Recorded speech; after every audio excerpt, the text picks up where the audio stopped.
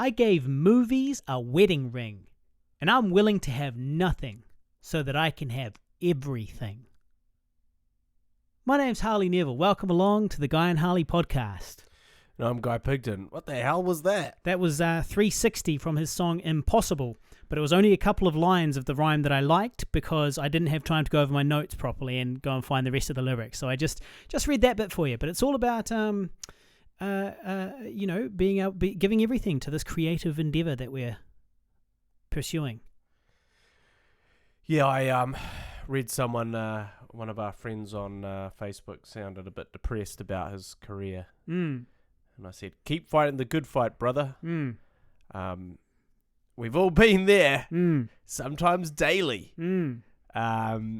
So I, yes, but I, see, this is what scares me, right?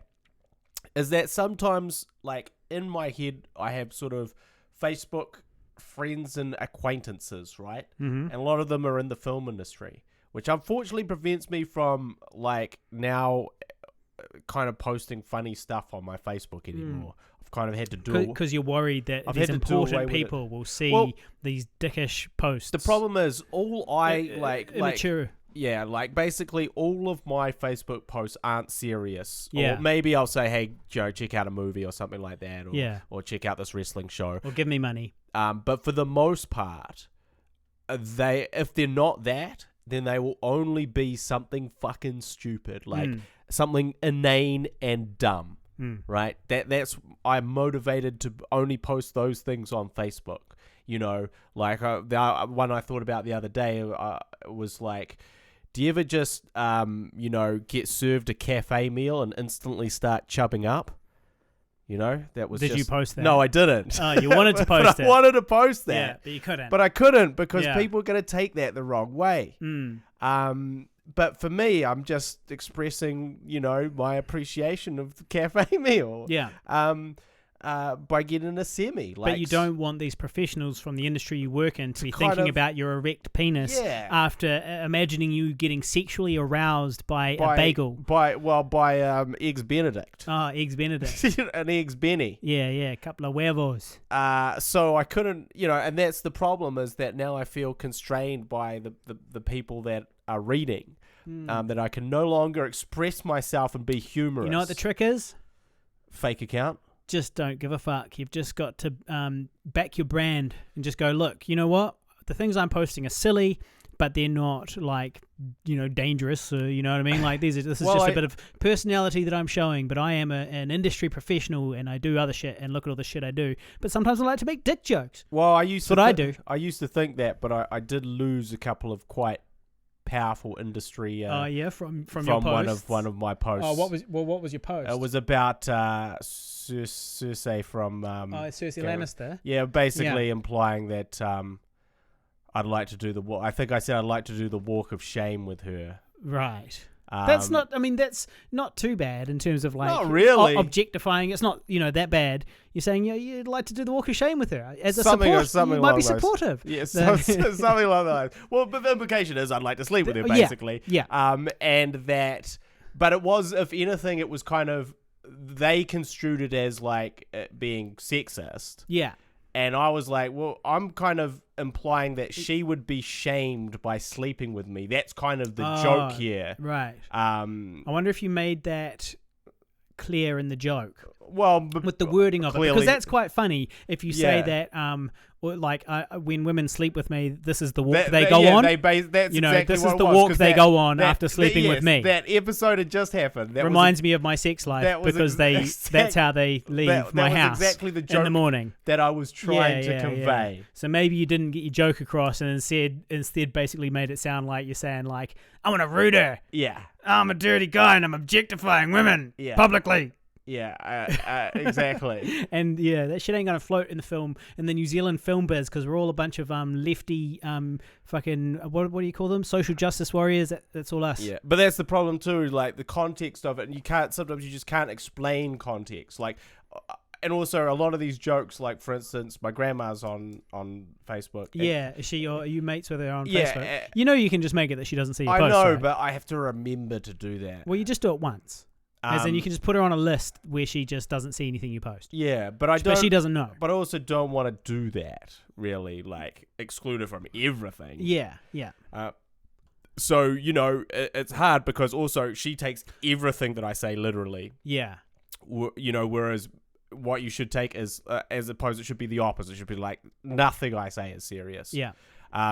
So anyway, what was I saying about Facebook posts?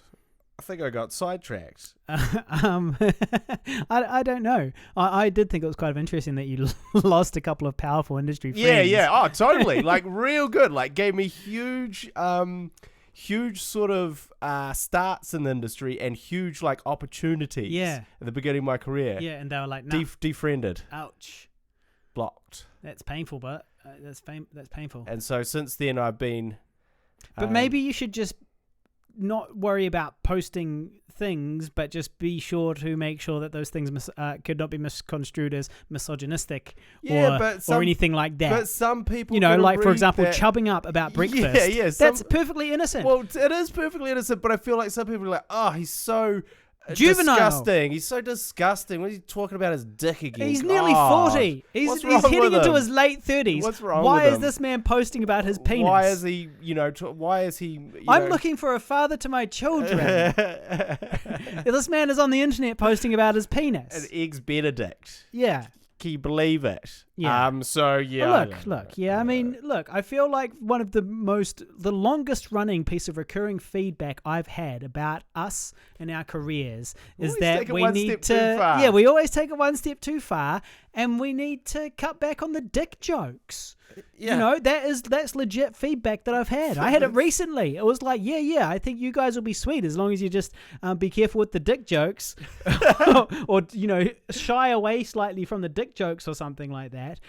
And here I was thinking that was our superpower. Yeah. Well, I thought that was going to take us to the big time. Well, look, I do actually have a bit of relevant listener feedback, while we are talking about dick jokes. Yeah. And we got a 5-star review on iTunes the other day. But that's important for the Guy and Harley podcast to get 5-star reviews on iTunes. That really does help us. So if you're listening on iTunes, please go and give us a 5-star review and write a wee nice comment.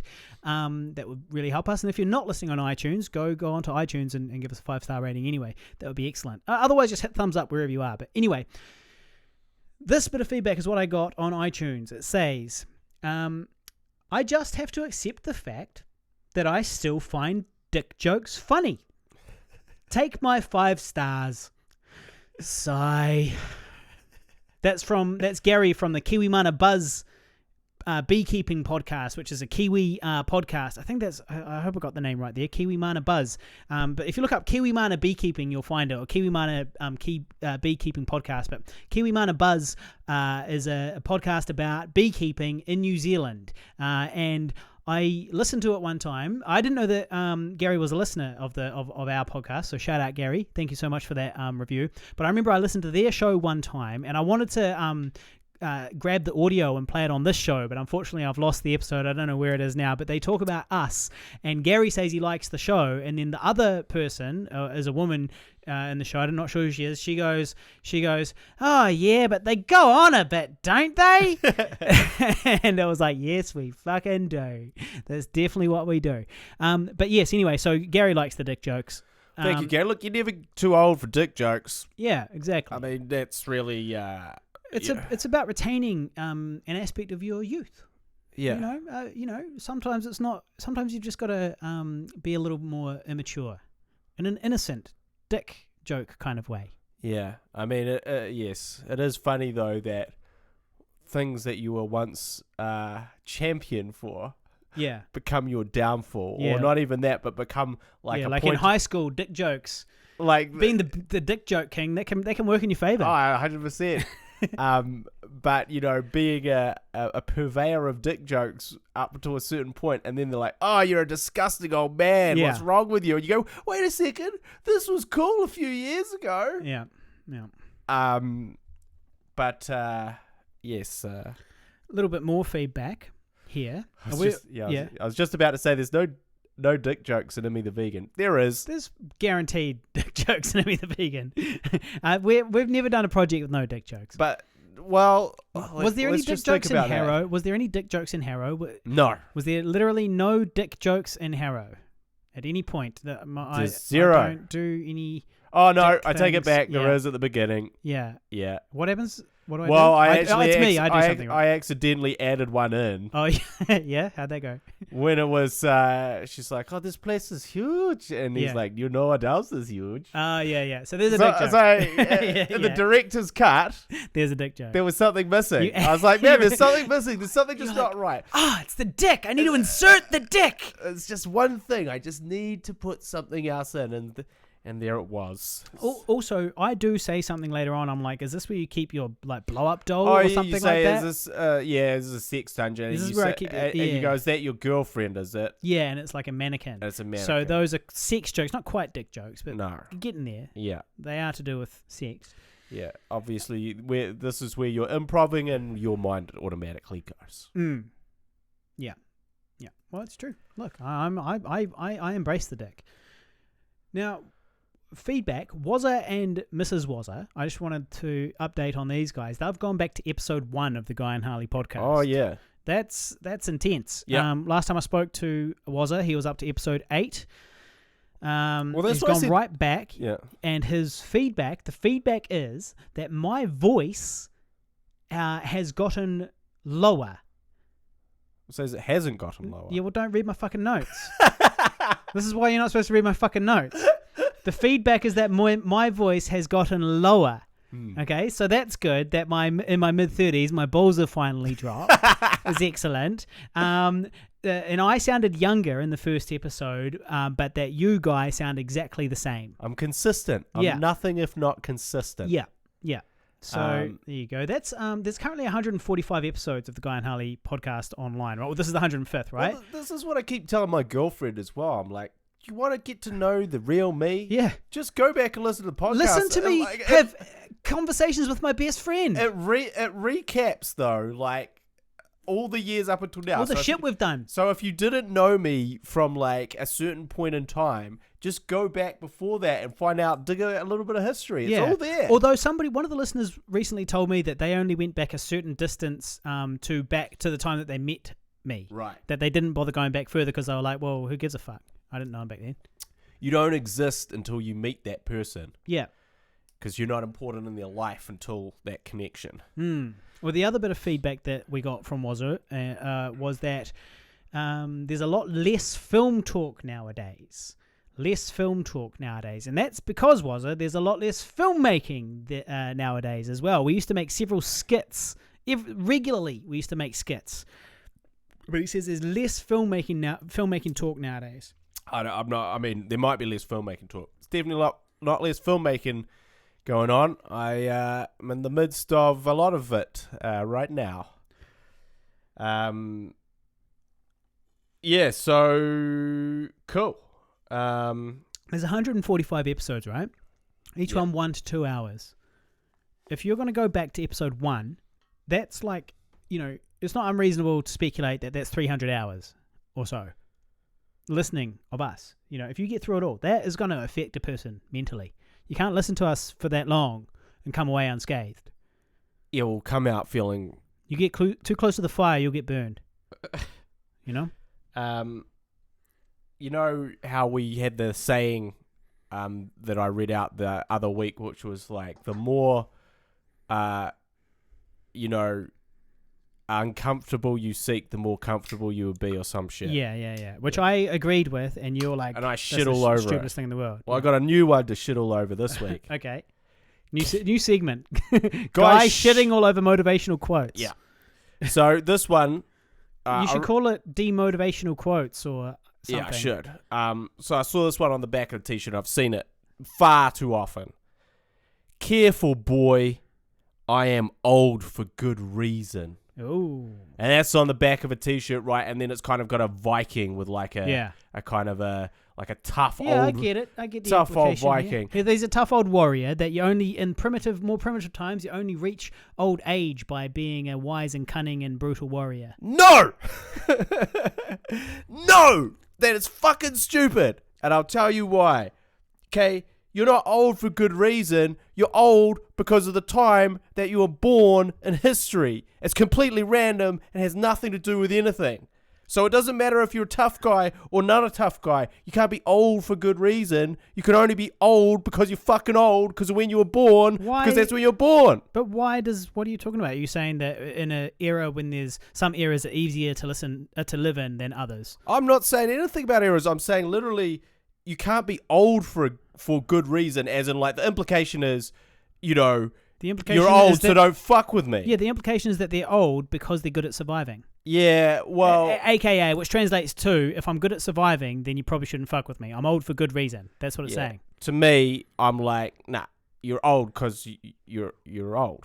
You're born before me. You just survived longer. You happen to exist in this world longer than me. That's why you're old. Oh, right. Not for any good reason. No one is old for a good reason. Well, I feel like maybe you missed the meaning then. Okay, look, you're saying that it's because, like, back in the day, if you lived to an old age, it's because you were more of a badass. But it's also kind of true now still, like it was, it's less true. Well, you should say, look, careful, boy, I'm old because I regularly visit the GP every 6 months. Yeah, if you wanted to translate it into contemporary times and take away the Viking warrior. Yes. Yeah. I'm old because I'm rich enough to afford good health care. Because of the healthcare system, the public healthcare system is quite reliable here.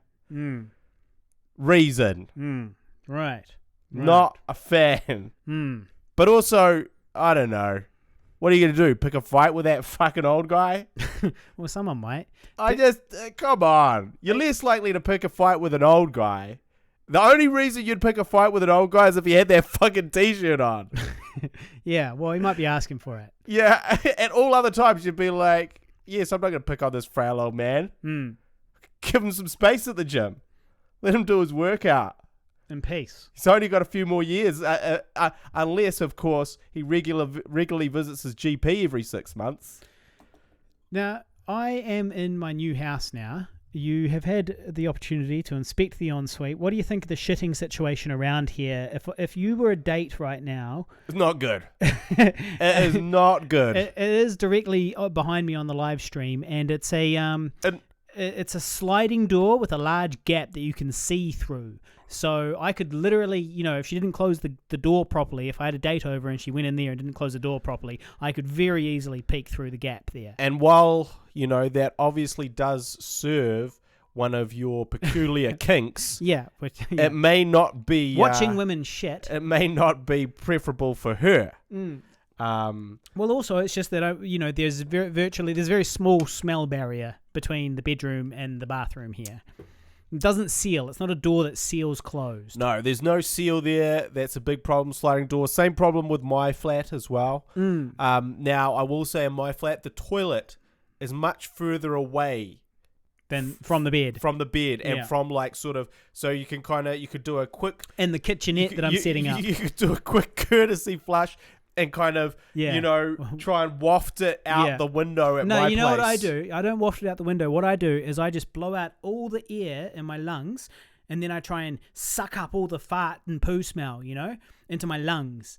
Yeah. But what happens when you breathe out? Well, no, I assume that my lungs have absorbed the fecal matter. Right. Yeah, that's my logic. I think I take a lot of several deep breaths after I've taken a big shit. I think your date will absorb the fecal matter back into her mouth when you kiss her. When I kiss her, yeah. Well, I don't know. I've never gotten that far. Well, speaking of fecal matter, so I will say a couple of things. While we're on the topic of fecal matter. I did walk into my apartment the other day, and it had that delightful raw sewage smell. Yeah. Which I know all too well from our old flat in Dunedin. Yeah. When we had an open sewage pipe in our backyard that was overflowing. That kept exploding. Yeah, and my dog used to run through it when he went out to go to the toilet in the backyard. Blowing shit all over the backyard. Yeah. Not just like a little pile next to the pipe, but literally covering the entire... Yeah, there was shit all over the backyard. Yeah, and you had to kind of leap over and around it to get anywhere. And I was like, oh, hello, my old friend, raw sewage. Why are you visiting me here in my new apartment? Yeah. And I think it's just because of the shitty piping and this former motel turned into ridiculously expensive apartments that no one should ever live. My friend Rob calls it the Suicide Arms because of its its drab and disturbing appearance. Yeah. And he said that there should be like a group of, I can't remember, it was like a group of kids down the bottom like mugging people or something like that, or playing stickball or something. But it was something that implied it was quite horrific. And I can't deny, and this raw sewage smell just really... Yeah. Because I just walked in, like I hadn't been there the whole day. Yeah. And it had been after that big torrential downpour. Yeah. And I was like, oh my God. And I walked in and I was like, has the toilet exploded? Has a pipe exploded? But nothing was visible. Yeah. I'm pretty sure essentially all the drainage. And you hadn't done one of your bench shits. I hadn't done one of my classic. Like last week. Classic bench shits. Right, okay. Also, quick philosophical question for you. Okay, I'm ready. If you take a shit in the shower, do you A, mush it down the sink with your toes, or shit into your hand and like take it out with you, and dispose of it in another method, throw it into the toilet or out the window or something. Well, what it all comes down to is whether or not your bathroom, your shower, and your toilet are in the same room. Because if they're in the same room and you don't want to sit on the toilet, but you just want to shit in the shower into your hand and then carry it over and put it in, that's how I'd get rid of it, and then I'd flush it. You know, personally, I'd go straight to the hand and then into the bowl. But obviously, that's why we're best friends, mate. Because that's cut how you from the do same cloth. Yeah, that's how you do it. Don't mush it down the frickin'. Well, that's silly. What I was going to say though is that obviously, if the bathroom is separate, well, that's a whole other kettle of fish. You can't walk around the house with a turd in your hand, right? So what do? You mush it down the plug hole with your toes. You just waffle stomp it. No. What about if there's a window there though? Can't you and throw it out the window? Yeah. Yeah. Okay. Well, a window would be all right. You could also put it into the cistern of the toilet. Put it into the top bit, so it just for the next couple of weeks it makes the water poo brown. And when you flush, every time you flush, absolute shit. Yeah. Yeah. So yeah, well, what do you reckon, listeners? I thought, what do you listeners reckon? I thought someone had shit in my cistern when I came back from the friggin' thing. So not happy about that. Yeah. On another topic, right? So shout out Mr. Cool22 on the live stream, by the way, who says hi, hello. Again, when I was at the Suicide Arms, being my apartment. Yeah. Is I came out of, like, I was getting something from my car. Mm-hmm. Now, someone with a bike was getting in, right? And that person that got in went up quite a few stories, right? Now, I came back from getting something out of my car, pressed the elevator thing. The elevator came all the way down. And I walked in and was hit with a pungent fart that had literally... The guy farted. How do you know what floor he went to? Because you can hear it going up. Oh, okay. Right, and because when you press it, you know, like if it takes a long time, it was up at a high floor. Yeah. So he took a fart at some point in his journey. Yeah. His fart remained in the elevator, contained, defying gravity. So pungent. It was defying gravity. It came all the way back down. And then I walked in and got fucking hit with it. You did. This is my fucking apartment, people. Yeah. This is the people on my apartment. The Suicide Arms. Suicide Arms. But it is $100 a week. Yes. Yeah, with not counting power and phone and... Well, yeah, but we're talking... Nothing counts power and phone and all that stuff. That's plus bills. All places are plus bills. Didn't used to be in our old flat. In our old flat, which was perfect. But so we are here. If you're on the live stream, go check it out. You can see the new backdrop to the Guy and Harley podcast. It's going to be this very room. It will look a little better because hopefully we'll get some lights at some point. But I did go and see a movie. Yeah. Which was Once Upon a Time in Hollywood. Have you seen that? I have. So now we can talk about it. Well, brilliant. But it's still too new, right? So we can't do. We don't want to do spoilers. We just got to put a spoiler pause for anyone that hasn't seen it. Well. I feel like there's too many people that haven't seen it yet. No, everyone's seen it, mate. It's new Tarantino. Yeah, but what? No, didn't it just come out on what day is it? Tuesday. And it came out on Thursday or something, didn't it? Nah. Didn't it just come out over here? Yeah. Tarantino, everyone's seen it. Everyone They that's going to haven't all see seen it. That's right. So here's a warning. Wazza hasn't seen it. Spoiler pause. Now go. What's your review? All right. Okay. Well, just... Okay. All right. Fine. Fuck it. Fuck them. Fuck it. this Fuck the listeners. They're fine. They'll be fine. If you haven't seen it, well, just tune out for a little bit. Yeah. So anyway, broadly speaking, it was good. Tarantino has an interesting timing in his films, which he often... You reading my notes? Can you please stop reading my fucking notes? Jesus. I thought you were just shooting from the cuff, bro. What are you on about? I've literally never done that in my life. Shot from the cuff. All right, broadly speaking, it was good. Now, Tarantino has interesting timing in his films, but just like his other ones, it was entertaining all the way through. You know, like I don't really like long films that much, but his films are often quite long and yet somehow still entertaining all the way through, even when they're sometimes kind of like burning slowly. And that sounds like everything I hate in a movie, but it all kind of works when he does it, I reckon. And it was also very cool to see DiCaprio and Brad Pitt like together in this buddy comedy type, situation. That was pretty cool. And then also kind of like, I don't know, I feel like a lot of it is probably a little bit documentary as well. Like a lot of it is kind of a little bit what it really is like to live in Hollywood and be a celebrity. Those I feel like is an interesting glimpse into the life of a Hollywood actor. And so yeah, I thought it was pretty cool. And I also appreciated all the feet shots. Yeah. So thank you, Quentin, for that. Quentin, famed director Quentin Tarantino. Oh, brilliant. So my review of Quentin's new film is that it was a solid thumbs in the middle for me. Oh, yeah? So this is the thing. It's for fucking nerds like us. It's basically for white, nerdy, film-loving guys that want to be in the biz or are in the biz in some degree and are kind of living vicariously through these people. That's what I said. It's an interesting glimpse into the life. But it's only interesting for us, maybe. Yeah. Nah, but that's bullshit. So many people are interested from afar who aren't filmmakers themselves, who are still really interested in how pop stars become pop stars and how filmmakers become filmmakers and all that shit. But it was very fucking inside in terms of talking about how spaghetti westerns work and how... Yeah, but I was all right with all of that. TV stars... I didn't know... Well, I knew some of it, I guess. Yeah, well, for me, I was like, this is basically, this is really trying to tickle my balls. Right from the get-go. This is trying to tickle my balls, but I was not receptive. Yeah. I was not receptive. I was not ticklish on this day. You were like, my old balls have shriveled up so small that you are attempting to tickle them, and a while ago when my balls were bigger and lower, you would have found him. You would have tickled him successfully, but no chance anymore. My balls have become much more discerning on who they allow to be tickled. Them. Yeah.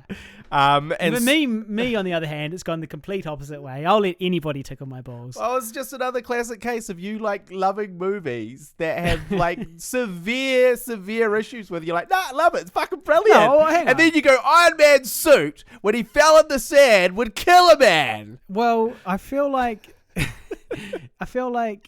yeah, I guess I just have different standards, different things that I rate movies by. So anyway, yeah, my thoughts was it thumbs in the middle. The length. I'm not too worried about the length. Yeah. That's what she said. Oh. Dad joke number one. So 80s joke number one. 80s? Well, that's what she said. How long has that been around? Well, probably 6 years. I reckon. That's what she said has been around for decades. Guaranteed. I really feel like... Or like some variation of it. It might have used to have been, that's what your mum said, or that's what your missus said. Yeah. But it's just been abbreviated. But it's an old joke, that one. 6 years. That has been, I bet, if you go back into ancient literature, you will find jokes about Socrates. Worded Socrates probably once has some upon a time jokes. Said worded similarly to said. Somebody says something and the other person says, that's what your lover said.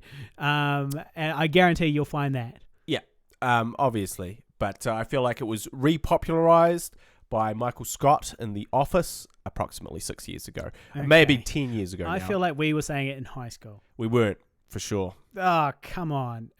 Someone will tune in on this one. Oh, yeah, Someone will be absolutely. like, come on. That's Bro. what she said. They'll be like, I literally said that when I was 6. You might have said it when you were 6, but not in high school. Guaranteed. It's not a high school conversation. You're trying to say that nobody in high school, at high school age, they're not really into that type of thing. They wouldn't say, like, someone says something, I'm gonna, I'll come soon, and then somebody jumps in and goes, that's what she said. Yeah, no, absolutely no one. I will say. Oh my god. I will say. Jesus. Like, do your research, bro. Google it, motherfucker. Exactly. Like, yes, like, variations of that joke. Like, for instance, it would be much more likely in high school that, and you're like, yeah, no, I ran the fucking, I ran the track, and after that I was completely spent, and then someone chimes in and goes, yeah, like me and your mum last night, ha! That, I guarantee, of course, that's been in there, but not that's what she said. That is new. And not, I say new, I mean fucking 6 to 10 years old. Yeah, all right, well. This So, is what I live with, people. so, That's what I live with. But people This is what I deal with every day. Feel free to weigh in and fucking correct Harley again. Yeah, again. Um, It literally never happened. I've literally never been corrected. Well, I've never been wrong in my life. yeah. I literally have never been wrong in my life. There's 300 hours of us here. I've never been wrong in a second of it. So anyway, so what I thought was I didn't have a problem with the length of it. The length was fine, but yes, was there gratuitous feet shot? Yes. Did I care about the feet shot? No, not really. That's Not as much as Harley. Not really. That's not my thing. Nah, like gross, dirty feet though, because like in the movie, spoiler alert, the feet are dirty mostly. Not all of them. Mostly, they're pretty grubby. Oh, there's that foot shot There's a when few. someone's sleeping and it pans from her feet up. Yeah. Those feet are clean. Right. Okay. Those feet are tidy. Yeah. And then there's those feet where she puts her feet on the dash. On the dash, those, that was okay as well, except for they were kind of mushed up against the weird. window, It but was such a weird stylistic choice. as in they weren't posed in anything No. resembling any type of sexy way. But also, unless you're Tarantino. Yeah.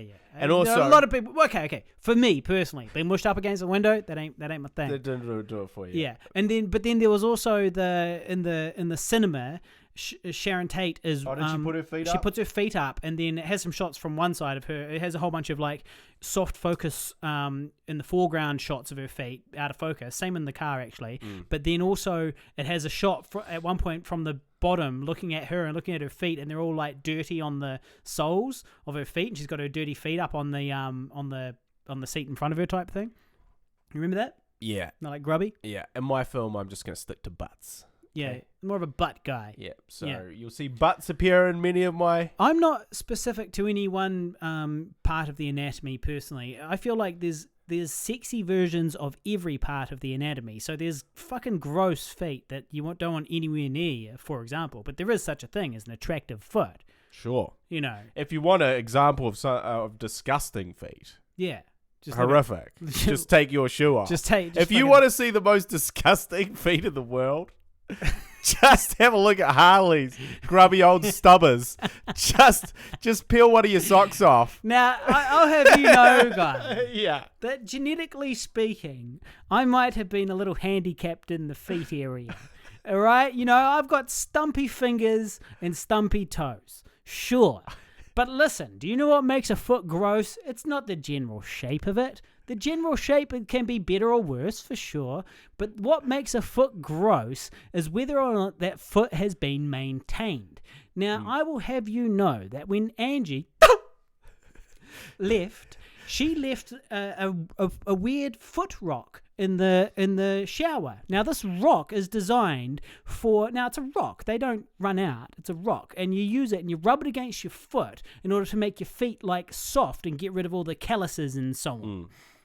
Now I use that rock and my feet are clean, silky soft and well maintained. So if anybody out there wants a foot job, I'm your fucking guy, all right? All right? So I will have you know that my feet are not gross. They are just, a little bit stubby. Grubby but the stubbers. tattoos, the grubby stubbers, but they're not grubby, they're just stubbers.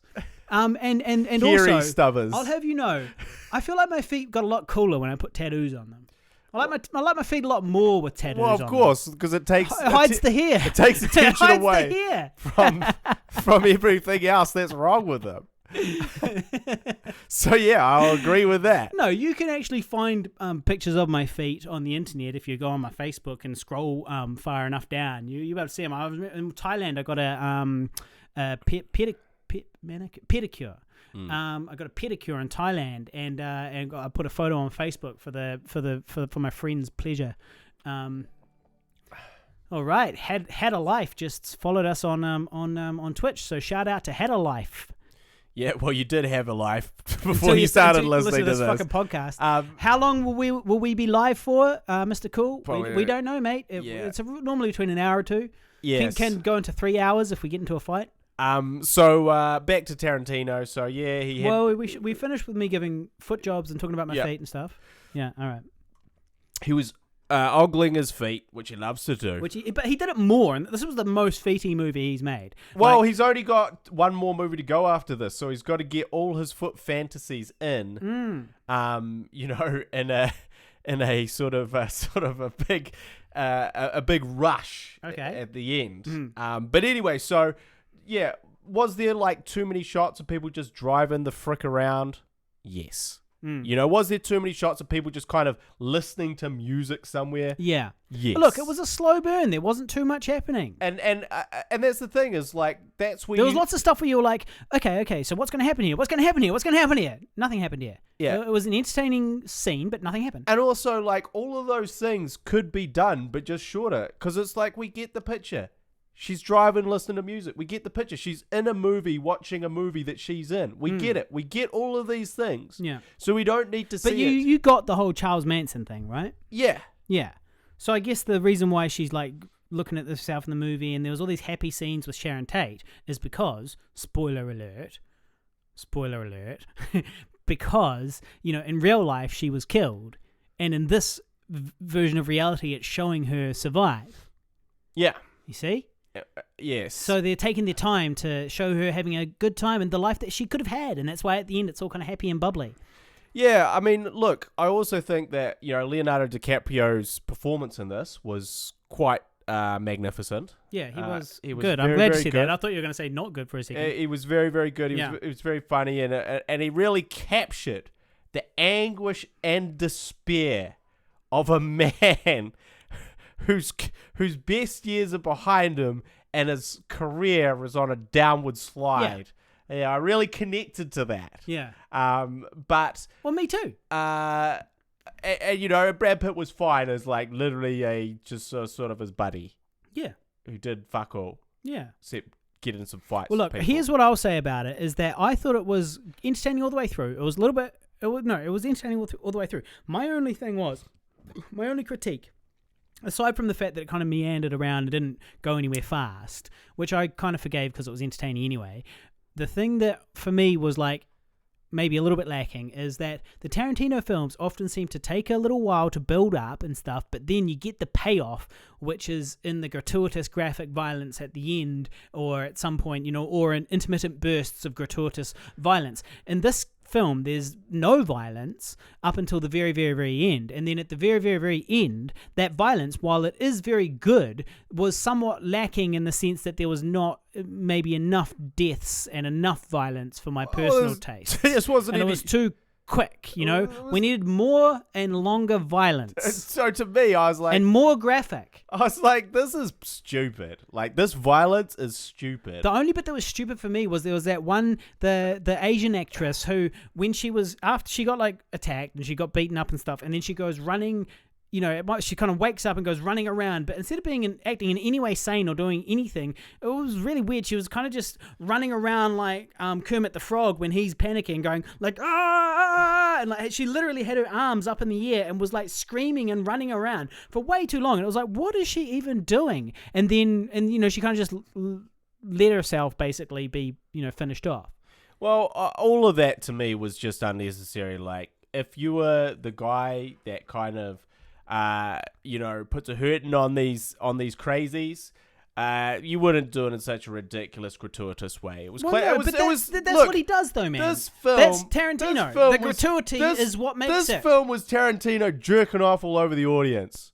That's what it was. He was. So what do you give it out of 10? It was jerking himself hard, going, "Here, take my clever shit." Well, Like, I take don't it understand all. why you don't like that. Oh. I don't understand why you don't like that. Well, here's the thing.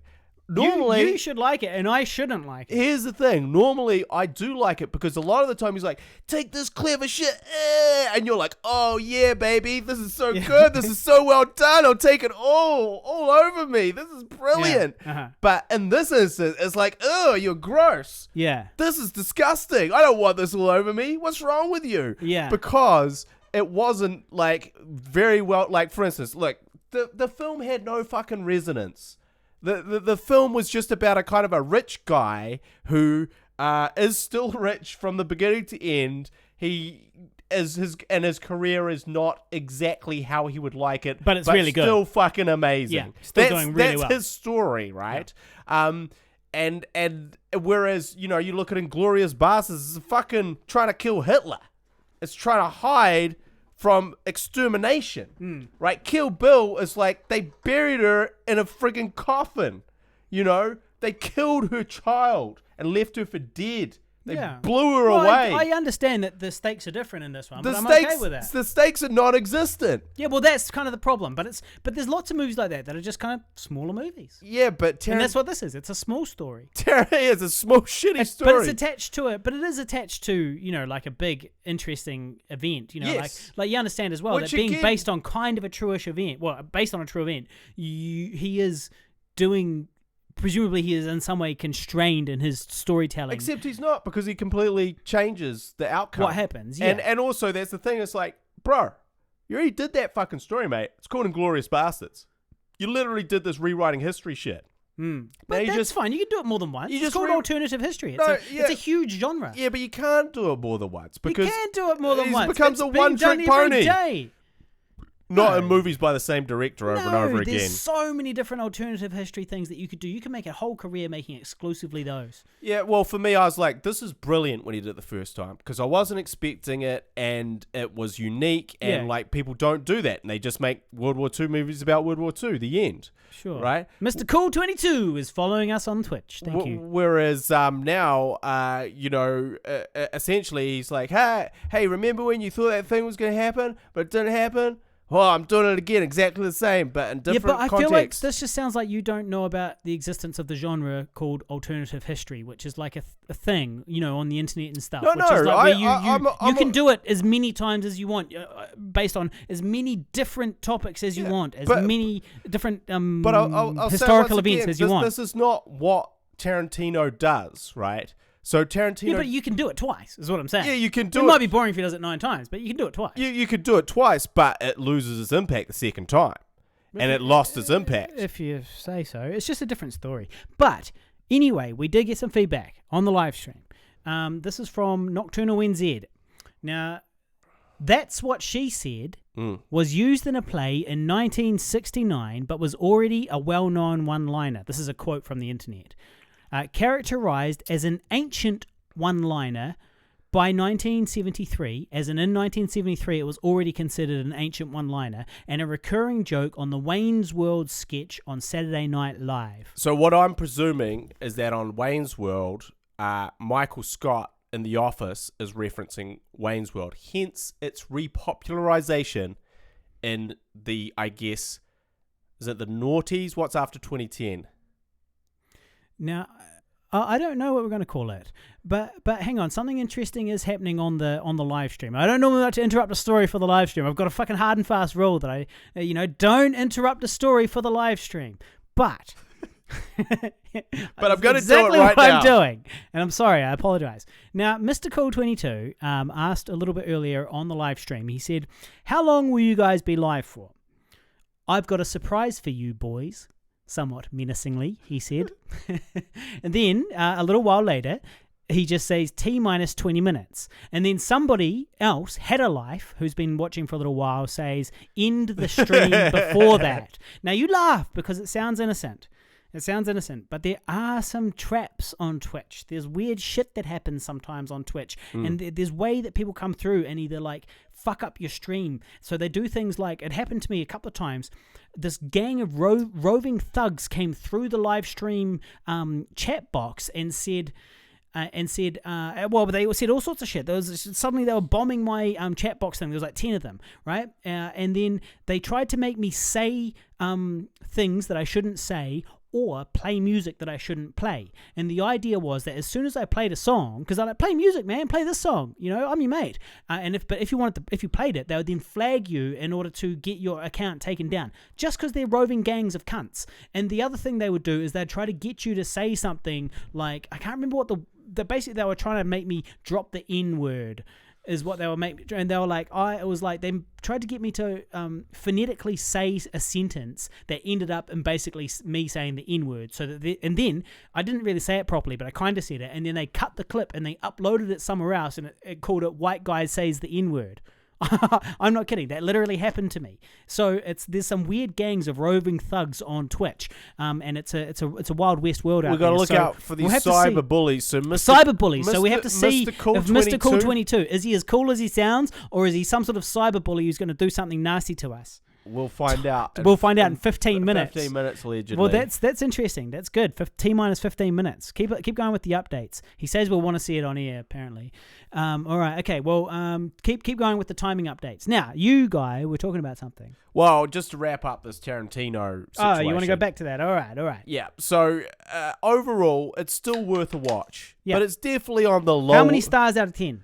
Out of 10, 6.5. Yeah, I'm around 7 or 8.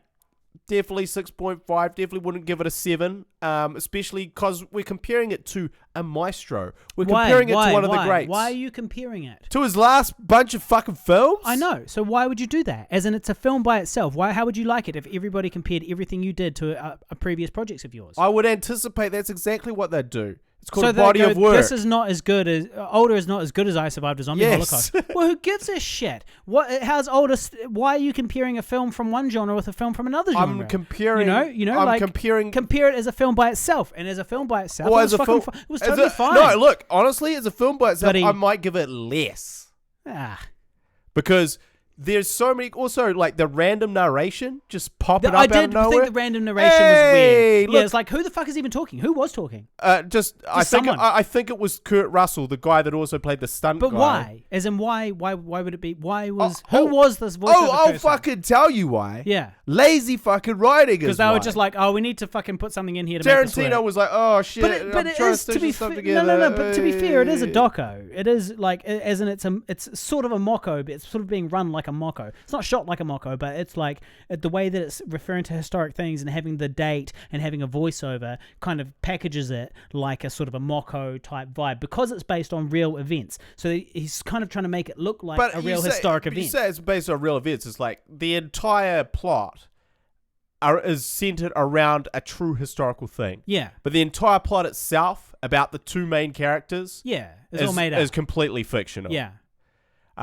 Yes, Sam said narration is lazy exposition. I thought it was super lazy because it was just kind of like, and also the time drops. And it's like, he did this thing and he did that thing. And he went to an Italian movie. Yeah, and it's like, hey, like Tarantino, this is my issue. It's like, Tarantino, you're better than that.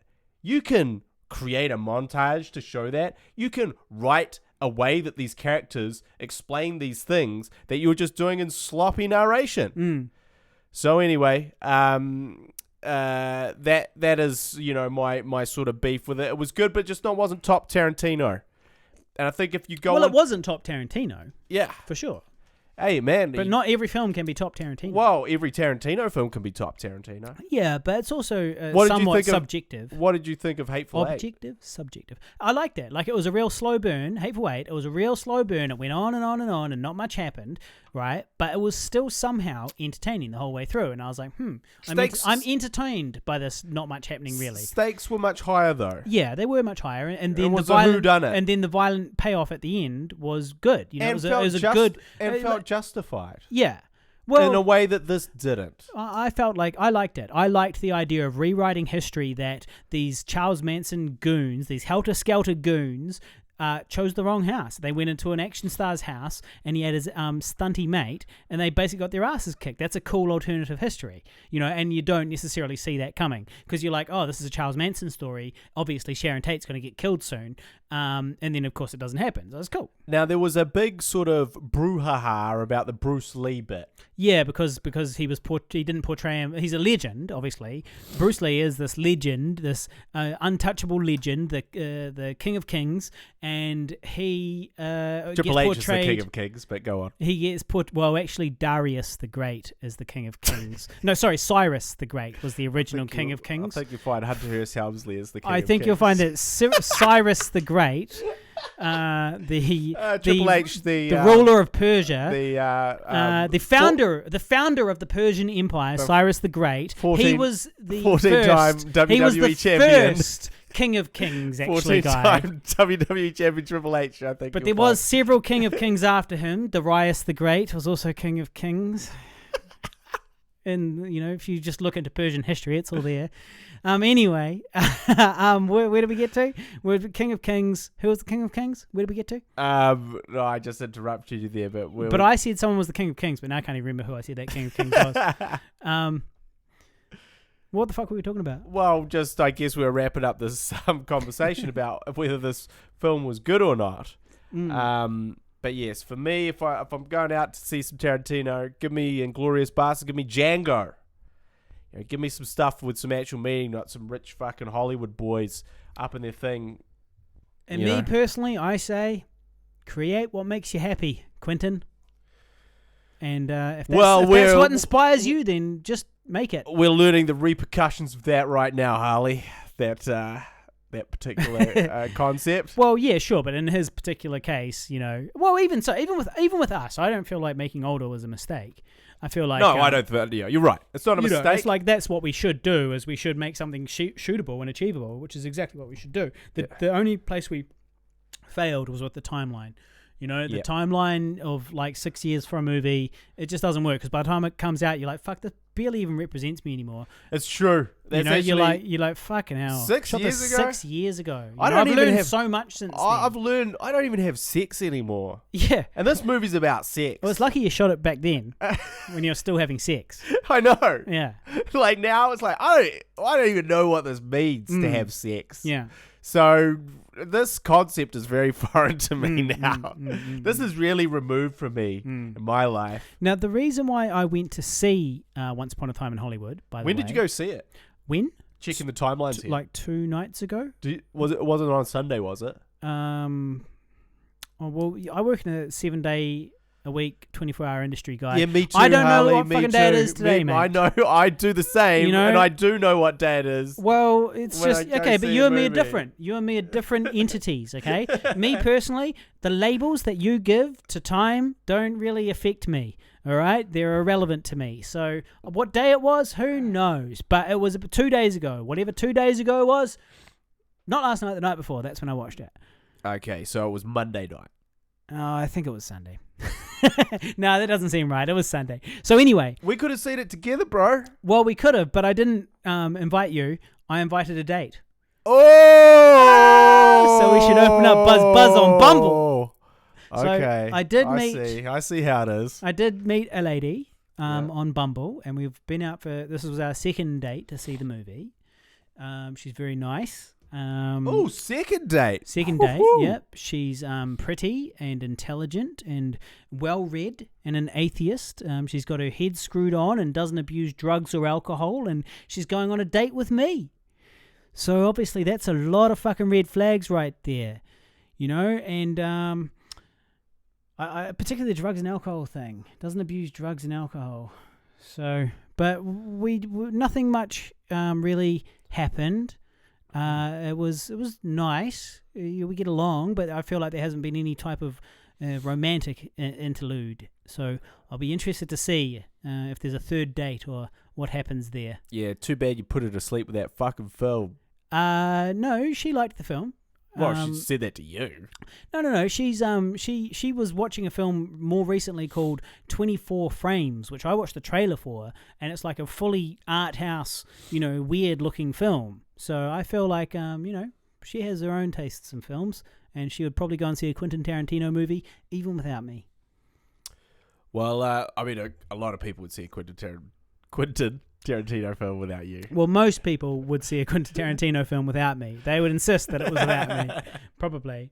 But yes, anyway, so shout out to you if you're listening, because she is a listener. Well, I guess we should quickly mention that my close personal friend Alex Savage had the biggest win of his career, capturing the New Zealand Tag Team Championships, a lineage of over 15 years. 8 minutes, by the way, for the podcast listeners. 8 minutes until we find out what's happening on the live stream. He climbed to the top of the mountain and grasped that brass ring, and he is now one half, along with Will Stone, as part of SAS, Savage and Stone. He is part of the premier, the number one tag team in New Zealand wrestling. According to who? Do all of the wrestlers get together and decide that this is the number one position? As in, like, are you including other what do you call these gangs of like wrestlers? What do you call these different units of wrestlers? You got the South Island one. What do you call those guys down there? Oh, so you're the IPW. SPW. The SPW. Okay, so does the SPW agree, or are you just the IPW New Zealand World Champion? We are just the IPW. Right. So you're not the New Zealand best world champions of New Zealand. Actually, yes, you're just the IPW. No. Actually, we are the best because our organisation has been around the longest. But it's smaller. The titles. But it's a smaller organisation. The titles are the most coveted. And in the New Zealand PW, NZPW wrestling rankings, they are officially recognised as the top titles. Yeah. So that's how you know you're number one. Okay. Good. So, so we basically, that's what we do. Okay, well, good. Congratulations that you guys won your imaginary fighting belt. Did you ever win anything in your poetry stuff? I did, actually. I won my heat at the stand-up, what was it called? The slam competition. I won my heat, which meant that I then made it through to the finals on two separate occasions. So I did win my heat and then went to the national finals. Well, you won twice. Your heat. Yeah, so I won my heat, and then as a result of that, I got invited to TEDx, the TEDx, like TED Talks, TEDx, to go, shout out to Chris and Sam podcast, so yes, a lot of success there, really. I even got paid on occasion. Well, in the finals, where did you place? Well, I didn't win the finals. I didn't. Right. I didn't. So in New Zealand, you wouldn't really be considered the best. Well, it depends on your it's like Kieran says. Kieran from Stray. You can't measure yourself by things that you can't control, other people's opinions. You've got to measure yourself by your own achievements. And here's my achievements. I took an interest in poetry at age 28, very late in life, and I decided, this is very cool and interesting. And I went out and I started performing, and I dominated, and I became an internet phenomenon. And I got on stuff.co.nz and all of these places, and I got invited to the TEDx Ruakura. Oh, you mentioned that. And all of these things. One of my poems got shared on the official Richard Dawkins Foundation Facebook page. Huge recognition from an idol. So I've achieved quite a lot. If you dominated the poetry scene, though, wouldn't you be sort of winning your finals and stuff like that? Well, had I continued, I probably would have. But unfortunately, I gave up because, unlike me... Your career was cut tragically short. It was cut tragically short because due to laziness. No, due to my best friend shitting all over my poetry on a recurring basis, refusing to help me shoot a poetry video, despite me helping him make a 6-year film about him fucking 2 babes. He was like, "Nah, mate, not going to help you make a 3-minute poetry video. Fuck that." And so, being undermined by my friend did, of course, affect my confidence. Now, I think you're rewriting history a little bit there. No. Well, I never... Go back and listen to The Great Debate, episode 1, right now. What was it? Episode 71. Yeah, so I didn't refuse to make a poetry video. You did. Go back and listen to episode 71 of the Guy and Harley podcast. It's called The Great Debate. And in it, you very, very clearly and overtly, and I even clarified with you, I said, so you're not doing this. And I brought up older and everything, and you're like, yep, no, I'm not doing it. So what I said... And you... That day forward, that was when that was it. That was when the crack formed. The answer to what you said, though, is that I think we could shoot I think there would be other things better served to film, is what I said. Yes, I wasn't offering you to make something else. I was offering you to make this for me, and you said no. Yes. And that's why you never directed a poetry video of mine. Despite my poetry videos being successful, popular, you never directed a poetry video of mine. You did record a live recording of mine once. Yep. And also, thanks for that. If you recall, I did actually also suggest filming another poetry video of yours. When I was discussing this idea of doing another poetry video for another poem, you did suggest shooting it in a graveyard, which is and great. I was like, cool. Thanks. We can film but it. that's not. Yeah. You're so open I to the didn't idea. say no. No. But this was 2 years later, and by then I'd already given up the dream. This was recently. This was like this year. And by this stage it's like I was way too fucking late now. But at the time, that's when I needed it. Back at the time when I was snowballing, my career was snowballing. Yeah, laugh, man. But honestly, that's it. That's where the crack formed.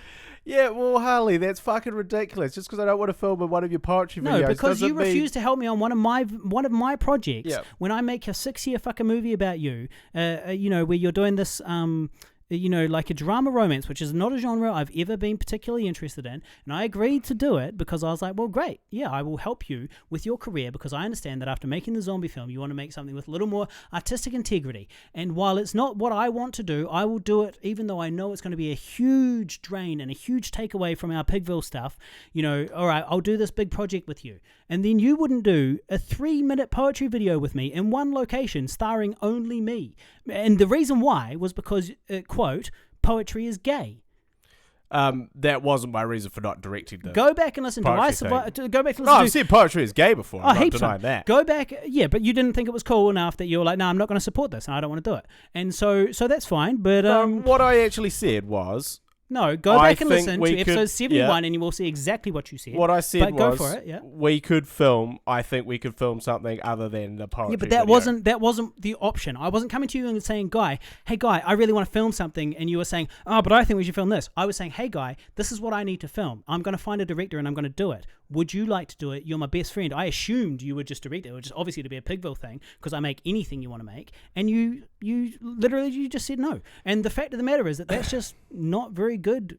Friendship right there. That's bad. That was where you really, really, really kind of let the team down. Well, I do, though, think that you're kind of like, you are missing out a large factor of like, while older was, I guess, more my project in the sense that the role that you had on it was not huge. No, in the sense that you wanted to make it. Yeah. In the sense that it was all about you. In the sense that I had to do admin. That was essentially what I got out of it, was admin, the producing side of things. And back then... And a role. I was, a small and shitty role. You think that's a shitty role? It's just a nothing role. It's a supporting role. It doesn't do it like... As in, the character needs to be there to move the story along, but the character itself, there's nothing in the character. And so... It was just a role, just anybody could play it type role.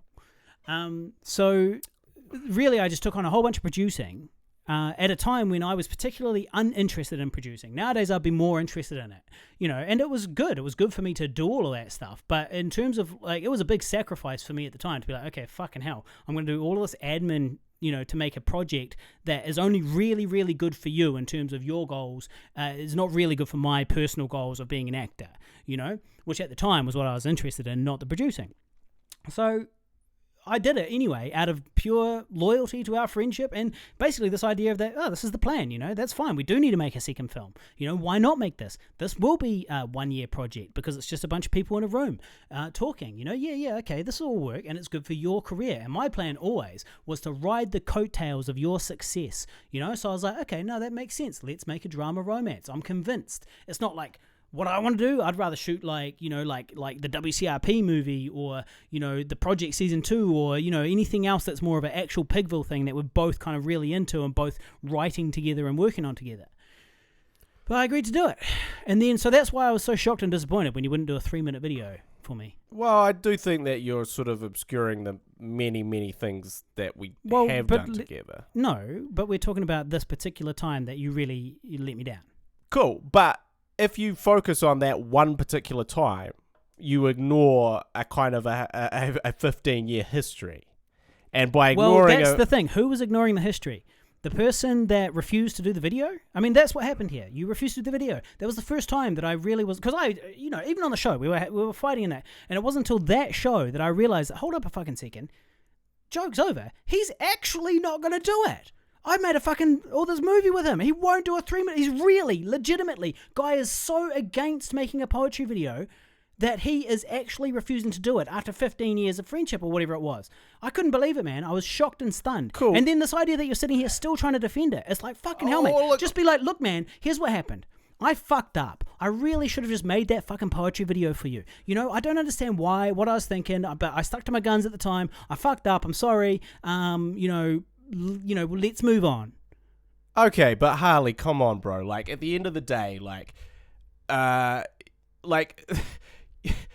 we come along, we do projects. They all feature you. No. We do your projects. We don't do projects. We do anything you want to do. Anything I want to do doesn't happen unless I make it happen. But there's nothing like, yeah, cool, it's Team Pigville, let's make it happen. That doesn't happen. What happens is you go, I want to make a documentary. All right, well, I guess Pigville's making a documentary. I want to make a feature film about drama romance. All right, I guess Pigville's doing that. Like any skit that I want to do, I have to, fight for, basically. And the great example, the perfect example, is the poetry video. Okay. A project that has nothing for you, according to you, but is good for me. And you refuse to do it. You get nothing out of it. I get very little out of Older. Okay, so...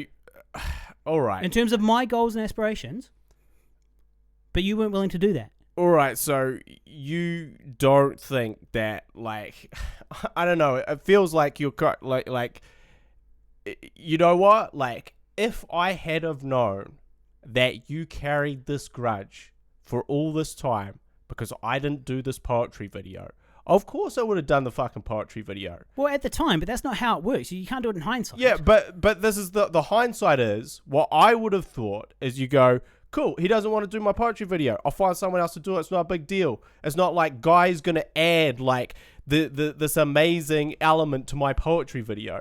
So whether... Yeah, but then we had all of this conversation in the Guy and Harley podcast, episode 71. And in it, I was, obviously I would prefer to have the director. I don't want to find a new director. Why am I finding a new director? I fucking make movies with a director all the time. I produce shit for this fucking guy all the time. Why the fuck wouldn't this director shoot something for me?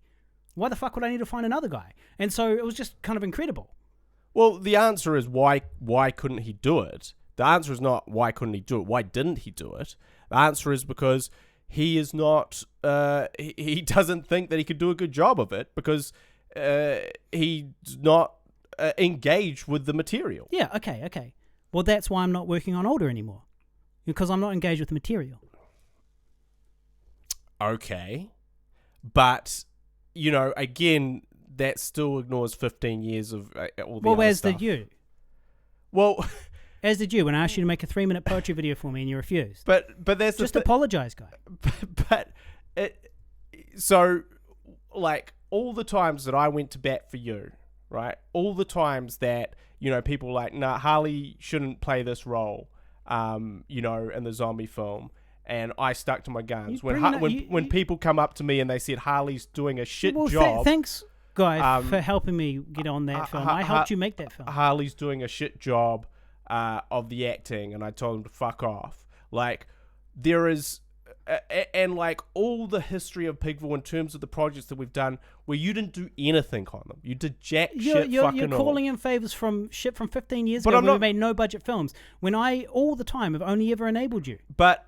what I'm calling in is like, I did the work so that we could do things. Great. And at the time, you didn't want to do the work. Yeah, and for the last 10 years, it's been transitioning. And But I didn't hold it against you. I did not hold it against you. And you are holding this against me. And that's the thing. Yes, like, Guy, I'm holding it against you that you did not help me make a 3-minute okay, well then video. I should hold it against you that for a decade you did jack shit fuck all. Yeah, but that's the thing. You think I did jack shit fuck all, and yet everybody that you know through me. You know, your favorite DPs, you know them all through me. You think I don't do anything, when in reality what I do is what I do, which is know people, drink, what is it? I drink and I know people. And that's what I'm doing, right? Well, so I'm like enabling a lot of the stuff that happens. When we shot shit, when we were fucking 22 years old and we had to get a party worth of people at our house up in Wilton, where do those fucking people come from? You know, that was all my hustle. Me working in TV enabled you to meet, you know, Isaac, and enabled you to meet Adam, you know, like all of these people. This was all part of my hustle where I'm playing the long game. I'm like, okay, I'm going to study in Polytech so that I can work in TV, not because I'm passionate about TV, but so that I can meet people and know shit about filmmaking and use those people for the filmmaking career, making shit with Guy. That was literally what I said to myself when I was 20 years old and went and studied that shit. And then it worked, right? And now I know all these people and I do all these things, right? And that's kind of where my value is, and that's what I do. I do the enabling. And so yeah, you're sitting there doing that grunt work and it sucks for you and it feels like I'm doing nothing. When in reality, I'm still doing all that other shit that happens, all that shit that makes the shoot happen is all coming from my end. Now. Yes, but it was even back then. I mean, I was learning back then. Are you trying to give me shit for being 22 years old and fucking around? Obviously, I was fucking around. We're all fucking around. Well, I wasn't. And that was the point. Like, you know, I had to do all this shit. You didn't Okay, great. So 15 years later, you can't make a poetry video for me because I wasn't... no, bro, but I'm not holding a grudge. But this is the point. Okay, fine. That's but fine. I'm telling you that you disappointed me that day, so I didn't. You know, maybe you're not holding a grudge over me but not Harley, being as productive as I could be. So I'm communicating with you now that really let me down. Okay, so when that let you down, you need to reflect upon the history, and just go get over it, bro. No, he's not going to help you. Fuck it. No, That's what I did. No, you need. And I went out and shot it anyway, and it went viral. No, you need to reflect upon the history of our time together and how I have behaved in the history of our time together. You also need to reflect upon, like, where then did we go from there? And what what did we do in Imi the Vegan? What did we do in Harrow? You know, what are we doing in this? What did we do in Imi the Vegan and Harrow? What are you talking about? Well, in Imi the Vegan, you're the main fucking character. Great. I earned that by fucking working my ass off on doing heaps of producer stuff too. Well, you earned that because I wrote that for you and made sure that it happened. Yeah, but it wouldn't have fucking happened if I hadn't been there to make it happen as well. It's all part of it. Right, but Harley, like, you're missing the point that, like, it's back to you now. The focus is back on you roles. now. For some reason, you seem to think that giving me unpaid roles in our shit is a huge fucking... Oh, thank you, mate. Or thank you. Of course I'm the fucking lead in it. Why the fuck else would I be producing this shit? You know, like... Yeah, but Harley, you used to be the lead before you were producing this shit. Yeah, great. Now you're going back to when we were 22. Yeah, cool. No, I'm not going back to when we were 22. I'm going back to all the way up until the zombie film and afterwards. Okay, the zombie film was fucking 10 years ago. Okay. Okay. So, yes. So, you know, I'm absolutely not denying that you have now stepped up into a role where you've taken more responsibility, and that's awesome. And that's made us way more productive, and we've done some great stuff. But, you know, like...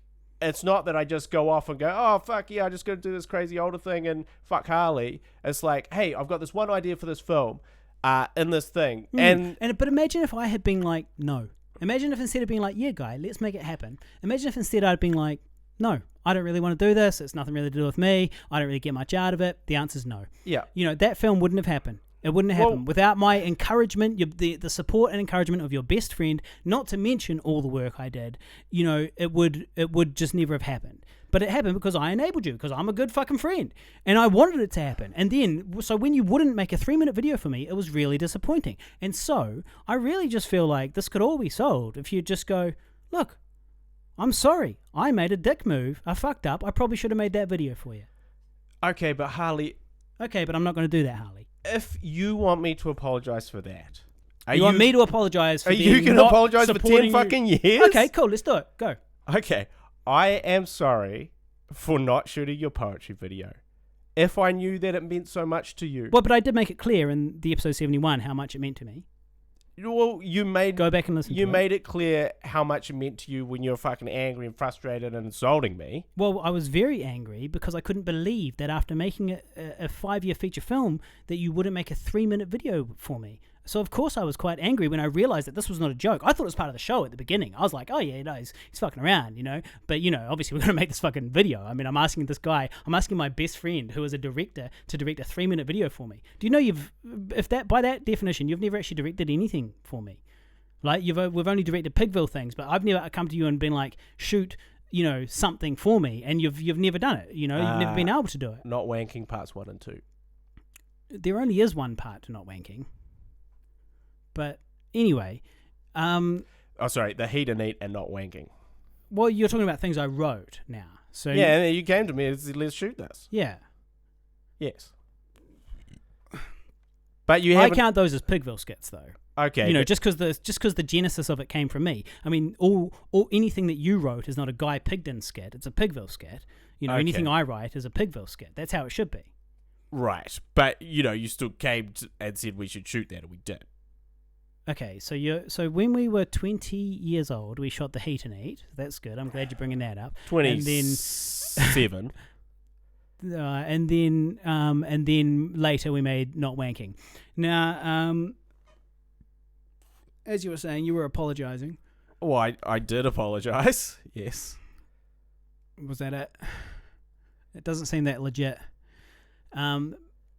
To be honest, but yeah, all right. Well, I apologize, Guy, for growing up alongside you, and learning things slowly, being untrained, never knowing anything, and just making movies with my bestie because I knew that that's what he wanted to do, and enabling you to the best of my abilities at the time, though my abilities were limited, you know, due to the constraints of partying and chasing women. And being generally interested in my life outside of working on filmmaking stuff. I do feel like I spent still a very long time and a lot of my money making stuff, you know, with you, really, you know, following you. I was like, yeah, Guy knows what he's doing. And so I followed you and believed in you 100% of the time, all the time. And sure, sometimes that meant in the post-production that I wasn't that interested, and I'm still not, because I'm not. I don't know anything about the post-production. And so, yeah, I mean, I probably left you to just figure out the post-production shit yourself, but I helped you make it. Well, that's definitely much less of an apology. Because I'm not really that sorry for it. Okay. And I think maybe... Like, I agree. I acknowledge and I agree that I could have been doing more stuff, you know, throughout our 20s.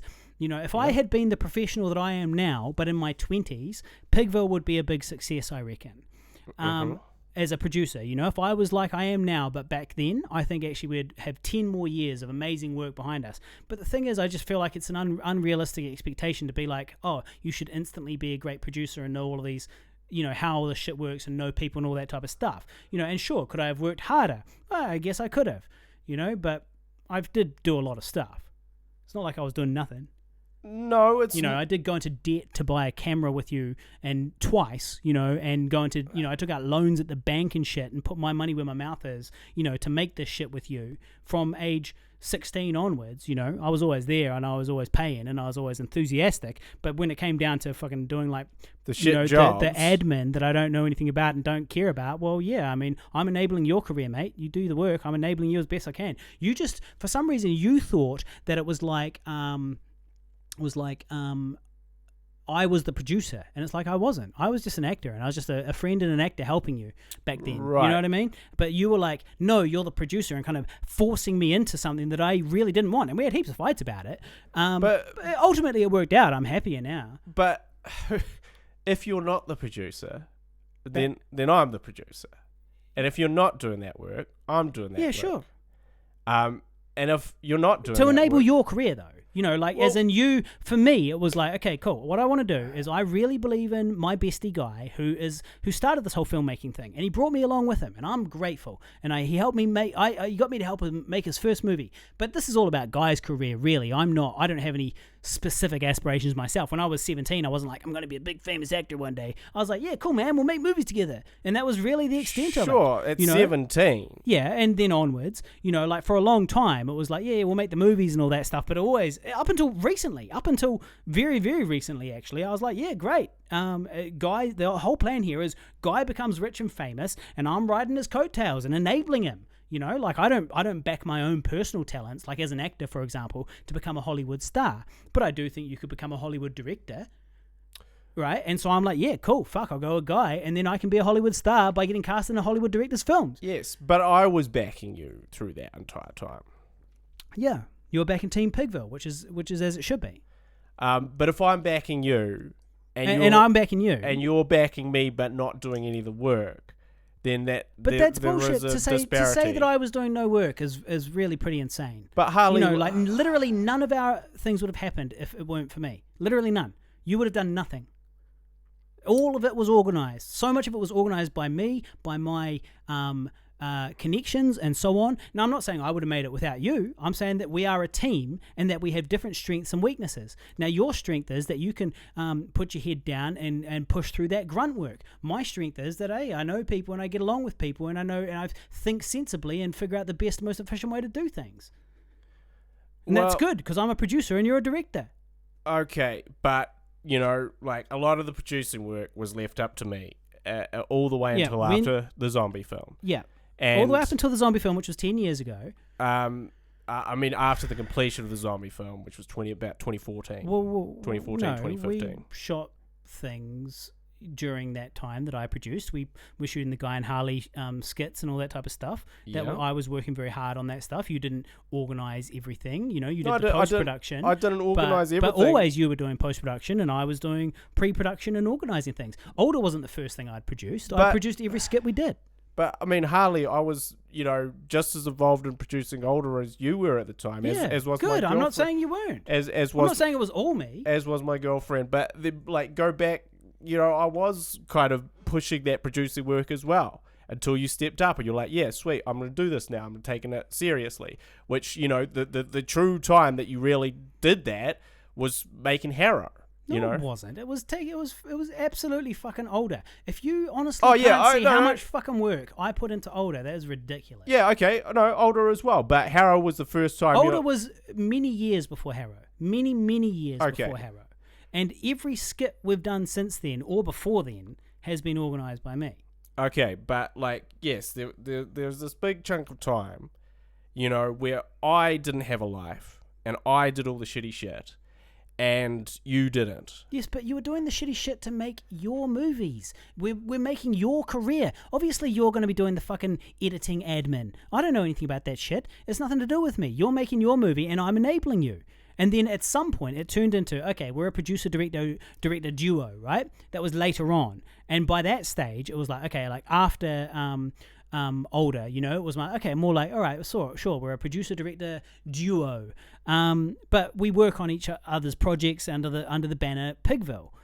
But you didn't work on my project. And that was where I was like, okay, what the fuck? Yeah, well, like I said,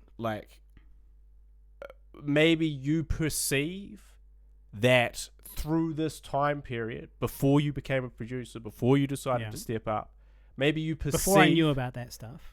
But you didn't know about stuff because you chose not to. No, I didn't know about it because I wasn't interested in it because it wasn't my fucking job or my career and I was not interested in being a producer. So you pretending that I was a producer is a whole other thing. No, I'm not That's pretending in your head. I'm not pretending you're a producer. No, back then you were. You're like, Harley will do that admin shit. Yeah, no, I wasn't. I was like, I hope Harley does this admin shit because it's either him or me. Because I really want to be a film director one day, and I want my friend to help me for free. So I hope that Harley does all this shit. By casting him, I can entice him to do this shit. Yes, I hope by casting him in these projects, I hope by taking on his ideas and writing stuff that he wants to do and writing roles for him.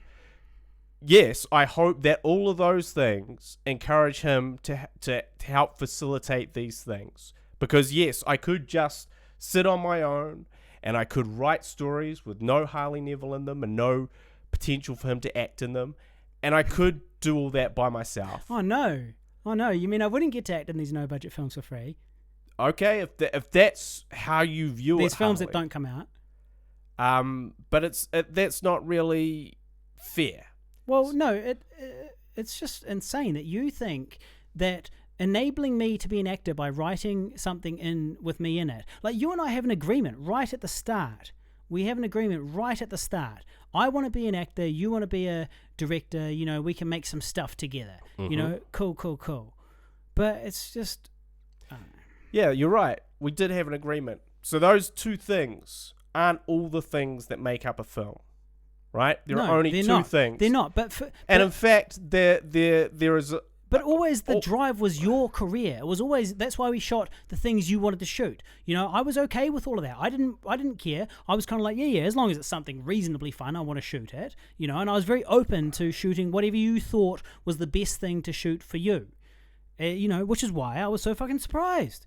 You wouldn't do a 3-minute video for me. I think you underestimate the way that I thought about these projects. Like, we only did. Look, we get it. You were annoyed that before the zombie film that I was not a very good producer back then when I wasn't a producer, and that you expected me to do half the work. And that's probably where the issue was you were thinking of this relationship as Harley's doing half the work, and I was thinking of it like, I'm helping my buddy become a big star. And then it did develop, it changed over time to, okay, well, Pigville was this duo, the both of us working together. But by the time the poetry thing happened, we were well and truly established as this duo that was making shit together. You know, this is well and truly after Older. You know, this was like, I was a producer by that point. So, yeah. Okay, Harley, but so all this old shit from when we were 22 is fine. It's not from when we were 22. It's from like 22 to it's from 17 up until the zombie film to fucking up 28. Until Older. Yeah. Okay, fine. Yeah, back when I was learning, I am an uneducated person. Me too. That, right? Yeah, me too. Great. So neither of us knew what we were doing. So of course it's going to take a while to do it that way. If you're not going to go and study and learn shit, and we're going to figure it out ourselves, yeah, I'm not surprised it'll take 10 fucking years. But it didn't take 10 fucking years because we didn't know what we're doing.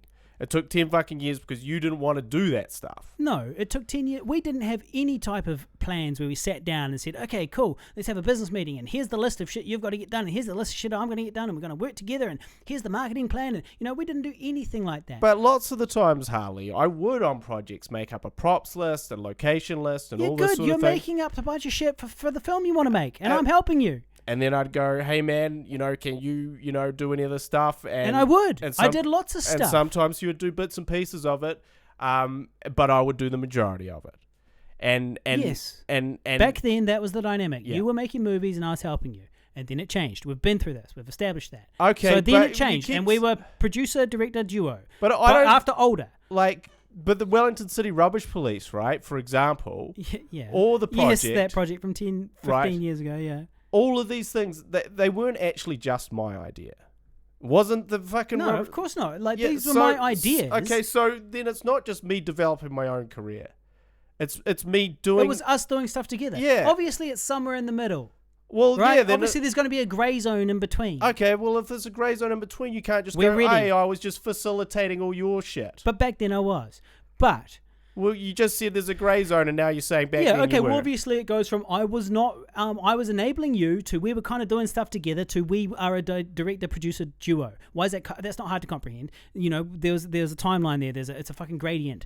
That's fine. And at different points, we're disappointed with each other for different things. But by the time the poetry thing came around, it was so recent. It was so late in our careers when we'd already been working for so long doing all these things. And Older was 3 years old or something by that point. You know, and it was just shocking that you would let me down in such a way. All right, Harley, but then fucking look at your... cool. One isolated incident where I let you down... That's the one we're talking about.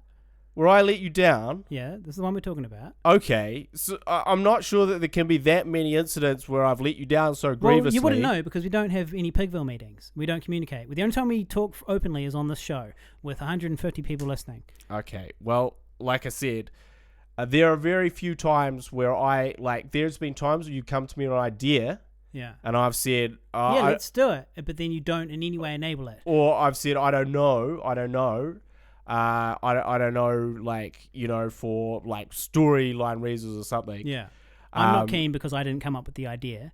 Yeah, we're ready, Mr. Cool 22. Just do it. Whatever this thing is you're doing, please do it. We need it. We need it because we're fucking dying here. But there hasn't been like a million instances where I've been like, I'm not doing your thing. You're pointing to one specific instance. Yeah, okay. But there's been long periods where I've sort of carried the load for Pigville for long periods of time until you decided to step up and be more responsible. Yeah. But let's call Cool, the two so segments pre-older and pre-zombie, okay, so post-zombie. why in the fuck are you holding this one fucking thing against me? When, you know, like, we've been doing this shit for 15 years. Now, why are you holding this one thing against me? Because you refused to do the project for me, guy. Okay, so that's why. But and you never apologized. You never acknowledged it was a problem. Look, man, I didn't know it was a problem. Yeah, okay. But you should have known because we did an entire 3-hour fucking episode about it. But all right, mate. Okay, you can't fucking figure that out. All right, fine. No, I can't figure it out, Harley, because we just had an argument about, you know, content creation for 2 hours as well. And in that argument, if you will re-listen to it, all I'm saying is it's really difficult to just create lots of content on YouTube and there's not great examples. But I know, but even that is none of that's true. As in what you're saying is not true, and that's fine. And it's weird that you bring up our second argument. That's fine. And okay, whatever. Well, what am I meant to bring up? I don't know, man. Like, basically, I guess you could just reflect upon your life and be like, you know what? I haven't been a very good friend lately, and I should probably just, apologize for the fucking poetry thing. Apologize and be like, you know what? We should professionalize. You know, look at everybody that's doing anything properly. They're doing it. They're treating it like a business. What Harley's suggesting is nothing outlandish. I'm not saying we have to film every week. That's you saying. I'm saying, like, look, man, we need to increase our output. We need to professionalize and business and turn this into a business. You know, and it's like you're like, nah, I don't want to, basically, and you don't have any better suggestion. You're like, no, let's just keep doing what we're doing. What I'm saying is our entire strategy is failing. If you look at it from up here, look at it, it's not working. Okay, all right, well, fine, it's not working. What can we do to change it? Well, we need to professionalize. And you're saying, no, it's fine. We'll just keep going the way we're going. It's fine. And that's the problem. I'm not saying, no, it's fine. Well, what's your counter plan to my Operation GoPro? Operation Destitute Cripple, right? Like, what are we going to do? What are we doing? Well, you haven't presented a plan, Harley. I have presented a plan. Here's what I've said. I've said we need to get together and have proper business meetings starting fucking ASAP and go, right, what are our goals and how are we going to achieve them? We fucking write them on a whiteboard if we want to, and then we can write down, okay, so if this is what we're hoping, do you agree this is what we want? This is what I think we want. Okay, all right, we've had a discussion. This is what we want. Here's what we're going to do. What is the first thing we need to do to make it happen? Okay, cool. So what that means is we need to, set a date for this, and that type of thing. And we're doing no communication like that. Literally none. Okay, you're right. We are not doing that. We're doing literally none. And I'm saying that's all I'm saying. I'm saying we need to professionalize and turn this into a business so that we put out more content. And I'm not saying we have to do it every week. I'm saying that over time, strategic planning, over time, we will eventually reach the point we're putting out enough content that we can quit our day jobs. But we've got to get started soon by becoming more productive now. Well, like, and I know that it's hard, and I get that you're like, I'm busy with all this other shit, and I'm saying, cool, great, but if you just keep doing what you're doing, you're going to be 40 with nothing. We need to get onto it now. We've got 4 years before we're 40. Let's get on with it. Cool. Like I said, I'm happy to do that, Harley. I never said that I wasn't happy to have meetings. Well, you did. There's an entire episode about it. In which I never said that we shouldn't do meetings. Again, if you listen back to the episode, which I did, at no point do I ever say, meetings are a bad idea. I know, obviously. Okay, so then I didn't say that. But then have you been like, cool, so Harley, should we have a meeting? Because you're right, we need to get on with this. No, but you haven't. I'll admit there has been some reluctance on my behalf in the sense that I'm not instigating let's have a meeting tomorrow. I know, but you never instigate anything that's my idea. If I say let's do something, you're never like, cool, let's do it. Look, Harley, you said let's have meetings about older, so we had all these meetings about older. I made a bunch of lists about all the shit to do. And we didn't sort of do it. We kind of started. Are you talking about something from 2010 again? No, I'm talking about something from I guess the start of this year or late last year. Yeah. Okay, so we had a bunch of meetings. I We did a didn't. bunch of work Yeah. to facilitate all the things that need to be done for that. Okay, I made a bunch of lists because you're like, I can't work if I don't have lists. I can't do the shit if I don't have lists. I can't do the shit. I was like, okay. I'll do it all, put it all. But We have these meetings. You understand that by the time you gave me that big long list of admin that you wanted me to do for you, you had already said no to my poetry video. So it was already like, oh, okay, this is not the dynamic I thought it was. It's not two besties making movies together. It's me doing whatever the fuck Guy tells me I have to do. I was like, okay, well, fuck all that shit. Which is why I was like, oh, well. If you'd been like, yeah, mate, let's shoot a poetry video, I'd have been like, okay, cool, what's this list about? Oh, all right. But I was like, oh, whatever. This is the dynamic. Okay, all right. Okay, well, if you're saying we need to have meetings, but if we do these meetings, we're not going to follow through on them, then that doesn't help the meetings. Every single meeting we've had has been productive. We do come away from our meetings getting things done. The issue is we don't do them regularly. We need to be like, okay, this is a business. Let's do it. Every Tuesday or every whatever, we have a meeting and go, all right, what are we achieving this week? What needs to be done? What are our goals before Friday? You go, okay, cool. So we need to contact such and such. Oh, we need to book this thing. Oh, you want to go to the film market. How are you going to make that happen? All right, who do we need to contact? Who do you know? Who do I know? All of that type of shit. It needs to be a business. And that's not at all, by the sounds of it, what you want to do. So, so we did these meetings, right? They weren't very successful. Well, according to you, they weren't very successful. I don't know which meetings, which random made-up meetings. All the meetings, right? We're like, we need to have meetings. We'll get Tanya involved. We'll do all this stuff. Yeah.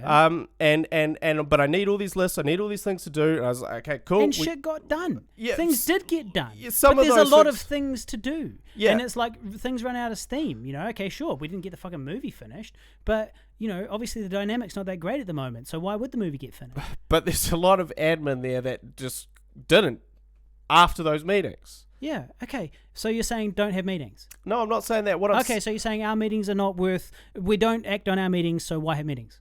I'm saying my reluctance to have meetings. We're not clicking the fucking link, Had a Life, and also Mr. Cool22, who sent a Dropbox link. We're not clicking the fucking link. You think we fucking come down in yesterday's fucking rain shower? What the hell are you on about? Obviously, we're not clicking that. What I'm explaining is my reluctance to have those meetings. Dropbox link. Sometimes these meetings seem like they are not that productive. Okay, so if you want to have meetings again, cool. Let's have meetings. Yeah, but you want me to apologize for the poetry meeting, the poetry thing? Cool. I did apologize. You did not apologize to me. You're a smart ass to me. You want me to apologize for 10 years of not really knowing what I'm doing? No, but that's obviously not what I'm asking. Well, that is what you're asking. You're saying, Harley, how come you weren't doing as much producing as I was doing, when you were 25? No. Okay, sorry, Guy. I apologize for putting in more effort than me in our 20s. I apologize. Don't worry about it. You in your 20s, absolutely, there's no denying that you did more work than me in your 20s. No doubt about it, towards Pigville stuff. Absolutely. You did that nitty-gritty shit that had to be done, like the boring things. Like, I would help you get stuff done, get the shoot done, but then when it came to, like, the post-production, I was like, well, you handled all of that stuff. And that was the boring, nitty-gritty, hard shit. For sure you did that stuff.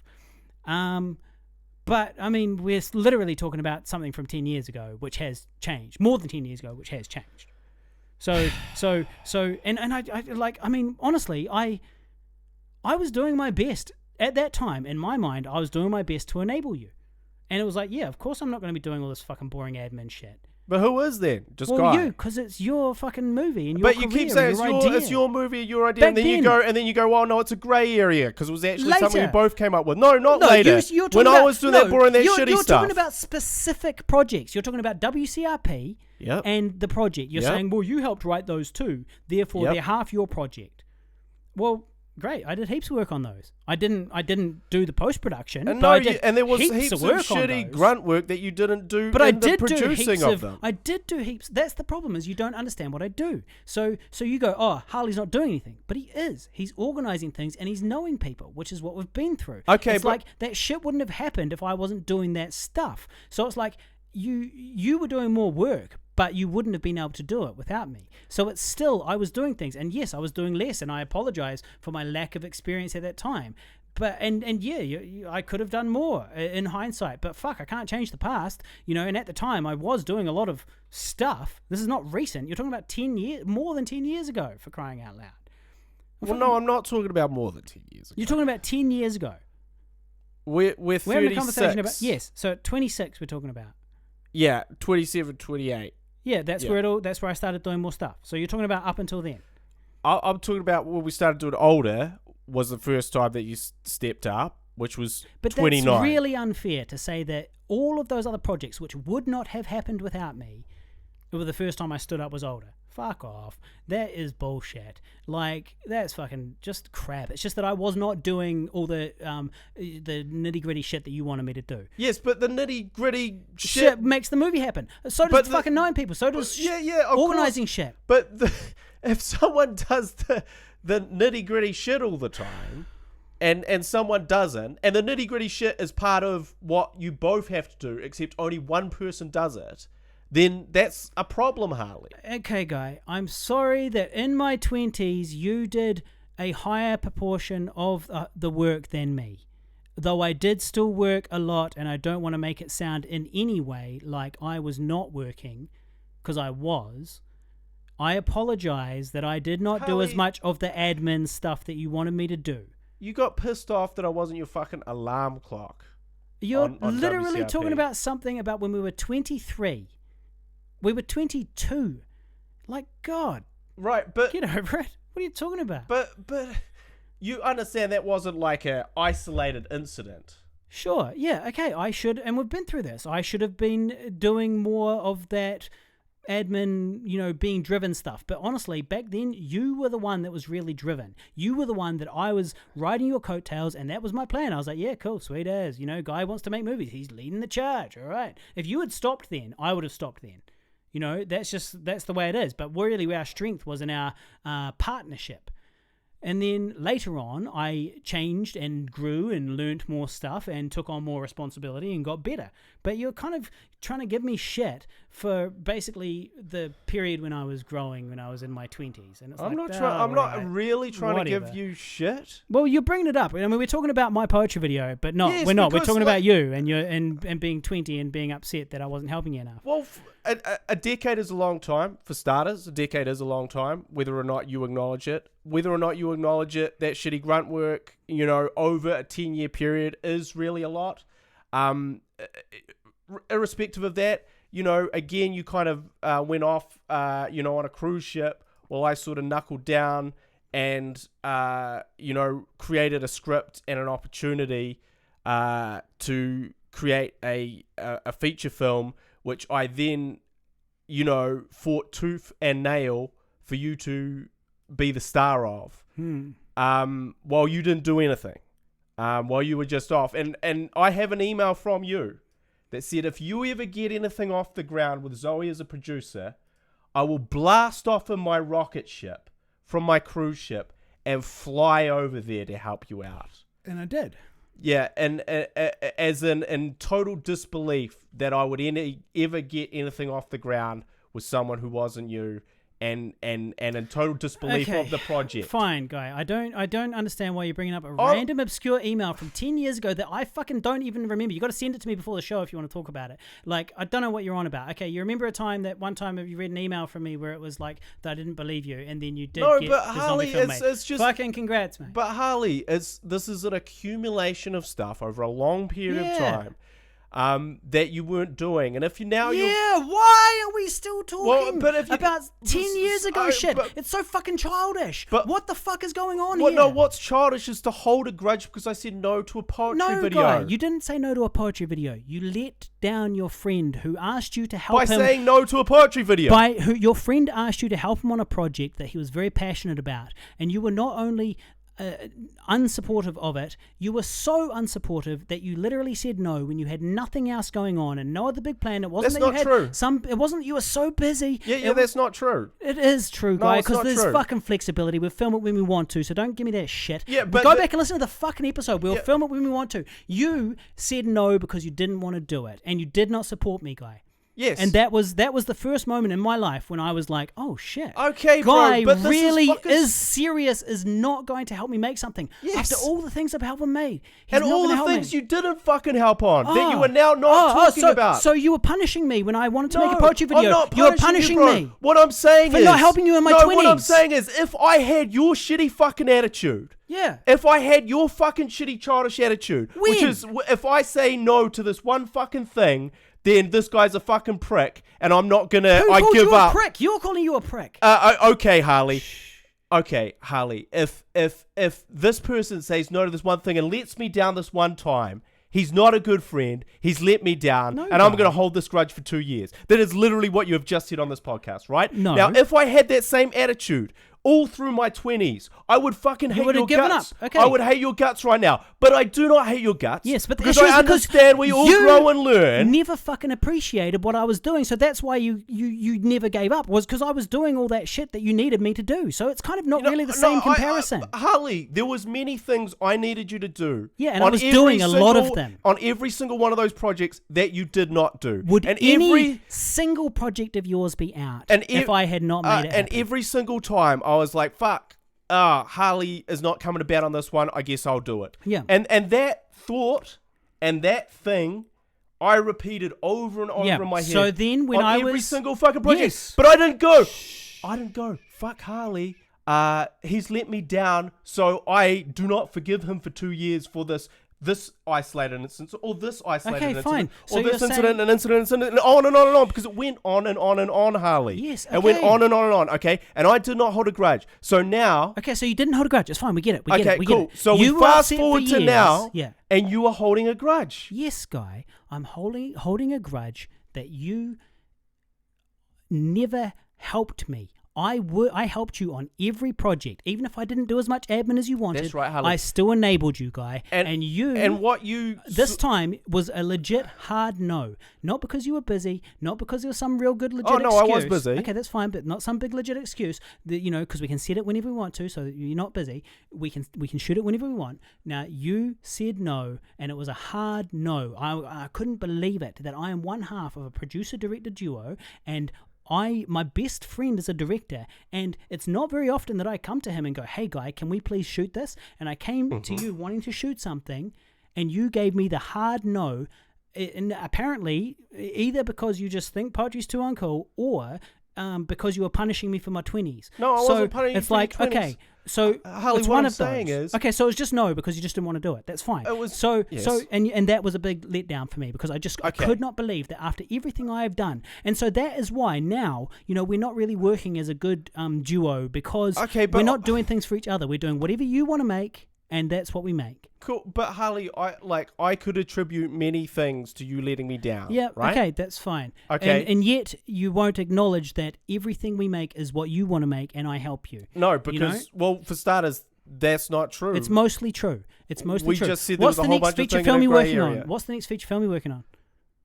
No Caller ID to the family. Something, an extension of one of your other projects, No Caller ID, which is an extension of your other project, older. Okay, cool. What do I want to make? Do I want to make a feature film about like a rape cult? Is that what I want to make? Well, you wouldn't know, right? Because we haven't really had a conversation about it, but that's what you're starting to work towards now because you'll just do whatever you want to do because Pigville is not Guy and Harley. It's whatever Guy wants to make if Harley helps him. No. Harrow was your thing that you brought. Harrow was a huge opportunity to get funding but you brought it from in. a body. Let's do this fucking thing. So that's your thing. It's not my thing. Yes, Guy, I found a job for you, and I hired you to be the director of a $30,000 web series. It's hardly my project. That's me finding some work for us. I didn't give a shit about, the story or anything like that. I just found a great commission for us. So... And you wrote it. I mean, it's insane. Okay. Look, I think that probably, anyway, for the sake of this podcast, we should probably go. Because, I don't know. I mean, this is the self-destruction of this entire relationship. well, bro, you wanted me to apologize. I did. You didn't apologize to me. You're a smart ass. That's cool. Your choice. You know. You want me to apologize? You didn't. No, look, for not doing enough in my 20s. I'm sorry, guy. I acknowledge it. I acknowledge that in my 20s, I didn't do enough. Honestly, what I want you to do is acknowledge that there are many times that I could have taken this path with you where I did not, where I felt slighted by you. And I felt that you let me down. And you continued to let me work for you for free. I felt you let me down in a big way. Yeah. And I did not continue to let you work for me. I continued to make projects with me, with you as the star, with you as the main dude, because I knew that's what you wanted to do. I knew that's what you wanted to do. You want to be an actor, you want to be a star, and I wanted to facilitate that, and so I kept doing it over and over and over, and I will keep doing it, because that is something I believe in. So, yes, it's very disappointing that I have apologized to you. It is very disappointing that despite that, you hold this fucking grudge of this one thing which I just apologized for, but... You didn't know about this grudge until tonight, so okay, don't act like you're shocked. Fucking hell, you're bringing up something from 10 years ago. This is from 2 years ago. Yes, I am shocked, Harley, because of all the things. That just shows what a shit friend you are, that you wouldn't even know that I would be upset about the fucking fact that you would not help me make one project. You know, like, what the fuck? Well, okay, why wouldn't you know that? Okay, this is why it's surprising. We had a fucking 3-hour conversation where I told you on air. Because all the times that you have let me down, and you have... In my 20s, yeah. Yeah, in your 20s, which is 10 fucking years. His neighbours. It's 10 years. Yeah. It's a long ass time. Yeah, and in your opinion, me not doing stuff during that time outweighs the stuff that I did do. No. It doesn't outweigh it. It does. That's what you're saying. You're no, saying that's I'm not saying that. I'm down. saying that in all those times, I was never like, oh, fuck Harley, and fuck my attitude towards him, and fuck our next projects going forward, and fuck the way I work with him. I never ever thought that. What? But when did I say fuck the way I work with you? But you've literally... I'm saying that I'm upset that you never and you're did that, and I'm saying that that's when you let me down, guy. I'm saying that that's when you really let me down over and over and over again, and I didn't hold on to it for 2 years. I just moved on to the next thing, so I don't know why you didn't. But you're bringing it up 10 years later, so you did hold on to it. You held on to it as much as I've held on to this poetry thing. No, I haven't held on to it, Harley. Because you're bringing it up just like I brought it up. No, I'm bringing it up to make the example to you of why I do not understand your approach to this. Like, your approach to this So you can't fight. comprehend that I am disappointed by that behavior. And you feel like it's unfair that I would be disappointed. No. I'm not. I can absolutely understand how you would comprehend at the time that you would be disappointed by it. Yes, and still disappointed. I cannot understand... Looking at the overall strategy of Pigville to understand that we only make what you want to make. How now, 2 years on, me saying no to this 3-minute thing is a reason or an excuse... To what? To bring it up in the podcast? To sort of have a dispassionate attitude towards Pigville, or to have a sort of... But can't you understand that I want Pigville to be you and me working together on stuff we both want to work on? And if we continually only do projects you want to do, and you're not willing to do things that I want to do, even when they're not good for you, and you're not willing to do those things, of course I'm going to get dispassionate about Pigville. I'm becoming incredibly disenchanted with Pigville because we have no strategy, and we're not... You know, it's not you and me making things. It's you making whatever you want to make and me enabling you. And that's, you know what, I'm not even that upset about that. I don't even mind it. I just want you to appreciate it. And then if I ever come to you and go, hey man, can we shoot a 3-minute poetry video? I want you to be like, fuck yeah, sounds fun, man. Yeah, what's your new poem about? Oh, that's cool, man. I really believe in you. You're a good poet. You know, oh, cool. I can't wait to shoot that. Okay. You know, good for you. Just like if you had asked me to be involved in some way with your wrestling thing, right? I'm not into wrestling, but I would have still, you know, when you first started wrestling, I was all about it. I was like, cool, man, sounds great. Why would I not want you to be great at wrestling? Why, you know, you're my friend, it's good publicity, there's all good things about it, right? So I supported you and was really into it, and you did not support me with my passion, which was very similar, except for took far less time and money away from Pigville. And so it's just the whole thing was just insane. That you can't see that this dynamic is not equal in terms of what we create. Well, it's not equal though in the sense that you don't come with like pre-written movie ideas for us to make. But that's not true. I made one a wee while ago that I wanted to shoot with Adam, and you came in, and I was all set up, basically. I just needed you to come in and say, yeah, I'll be the director. And it was a skit. It was a follow-up to Not Wanking. It was called Not Balding. And it was just a fun little skit to do. And I had basically had it all organised, and I really just needed you to come in and be like, yeah, it'll be real fun, Adam, let's do it. And then instead you came in and said, oh, let's do something complete, like a totally different project that has nothing to do with what you wrote, Harley. I don't care. Let's do this other random promo for somebody else. And I was like, okay, well, that's not really at all what I've organised, and that's not ready. Why are we even talking about this? Here's what I want to shoot. Do you want to do it? And basically you came in, shit all over it, and then Adam was like, well, I'm out too. And then that was it. And as a result, nothing happened. But until you stepped into that room, it was happening, so it's just... Harley, that fucked me off as well, because it was Harley, another example like of not shooting what I want to shoot. What was one of the other fucking things I pitched? Because actually, what really happened there, Harley, it was not that you came in and you had this skit all set up ready to go. As in, you had this particular project. We were all discussing with Adam what particular project should we shoot. Yes, but not just that one. And I was like, cool. You said that one. Listen. I said another one, and I said another one, and he said one. Yeah. So we pitched four different projects. Yes. So I didn't shit all over your project. Guy. So how, like, again... So what really happened, though, is that's what really happened. For days, I had been talking beforehand to Adam about it, and I'd looked at what was, as a producer, I'd looked at what was realistic, what we can shoot while he's here. Okay, I had one project. It was 2 actors. Those actors were you and me. It was in one room at our place. And all we needed, where Adam had all his gear, all we needed was a soundie. That was it. That was all that needed. And then the script needed a bit of work and a bit of rehearsal. That was it. Mm-hmm. But then you were like, no, let's shoot something else which has not been produced and is way more ambitious and all that stuff. And one of them was your fucking poetry video. Yeah, that was another thing that I pitched. Yeah, but I was more excited to do. I pitched that. No, Guy. I well and truly before Adam arrived had suggested a poetry video. You didn't fucking suggest a fucking poetry video. Okay, I suggested... You said, let's do it, though. Sure. Yeah. You were supportive of that one. Cool. Yeah, 3 years later, after the other right. one. You were supportive of that one.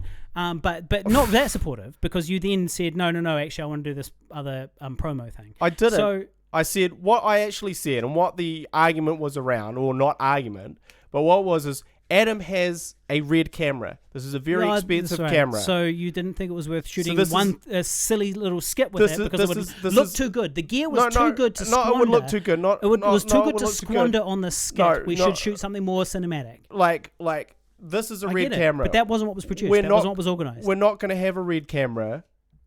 What can we film potentially with this to make the most of that red camera?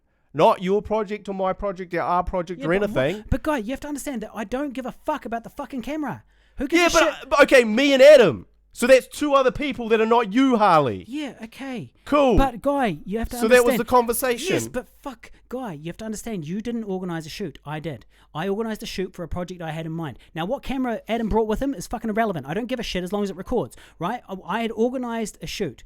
And then you undermined that shoot by saying, let's do this other thing. Harley. You did, Guy. And then we did nothing as a result directly of my best friend and business partner. And I was fucked off because I had set it all up. It was pretty much ready to go. All I needed to do was come in and be like enthusiastic and be like, yeah, Adam, let's do this. Adam was not enthusiastic. No, I know he wasn't. That's why I needed you to come in and be like, yes, I'm enthusiastic and I'm keen and I back you, Harley. And you came in and you didn't back me and nothing fucking happened. So Adam, I gave up on that. And man, that was just another example of me being like, oh, Guy's leaving me out in the fucking dry again. But that's not an example of anyone leaving me out in the dry. No one said, you didn't say to me, hey man, I want to pitch, like, we have to do this skit. Of course I fucking did. We had a fucking conversation saying, Guy, this thing is produced already. It's ready. We don't need anything. We just need you and me, and all we need is a soundie. That's it. And you and me to work the script and do a bit of rehearsal to get it funny. That's what you and me to do. And you were like, yeah. But you were not. You didn't in any way enable it or make it happen. You weren't like, yeah, okay. You were like, no, let's do this other thing. And then Adam was like, yeah, sweet, let's do this other thing. And then, Adam was not like, he was like, no, I want to do none of these things. And then that was it. But that was it, and nothing happened. That's Adam's fucking choice. No, but if you had come in at that time and been like, yeah, it'll be really fun, man. Let's shoot a skit. Come on, it'll take us one afternoon. It'll be fun. It'll be funny. Let's do it. I'm sure Adam would have been like, yeah, all right, why not? Or, he had all his gear with him. The reason why not is go, I was hoping to film something more cinematic, which is what he said from the beginning. Yes, but that's fine. But that wasn't an option because it hadn't been produced. This had been produced. This was something we could actually make happen. Okay, but one of the other pictures, along with the producing one, was one that was as possible, which was you just sitting around in a fucking graveyard, doing your poetry. Yes, but right. So that wasn't the project you were. That betting is for. what I present. No, guy, you said yes, we could do that in a graveyard. But what you wanted to do was the promo for a different podcast. And what we said was maybe we could do both. No, what we said was, look, it's not feasible to do that promo because there's not enough time to prep it. I said, yeah, so let's do the poetry video. Your project, your thing. Again, how can you hold that against me because we didn't shoot the skit? You're insane. I was never trying to shoot a poetry video. Okay, that's fine, Harley, but that is still your project, bro. No, guy, it wasn't. I did not want to shoot a poetry video particularly. I was open to the concept, but by this stage, I was already over poetry. This was very recently. I was not that into it. I was like, okay, cool. Here's what I want to shoot. I want to shoot a skit called Not Balding. It's set in this fucking bedroom. It's fucking easy. Let's shoot that. I don't understand. And you weren't keen. And sure, you were open to the idea of shooting a poet. You said you'd rather shoot a poetry video. Great. Why? That's not really what I've organized. I just need you to come in and be like, yeah, man, cool, let's make it happen. And we would have had another project under our belt by now. But when you say you'd organise it with Adam, you'd pitched it to Adam. Adam had said to me, he's not keen on doing that, right?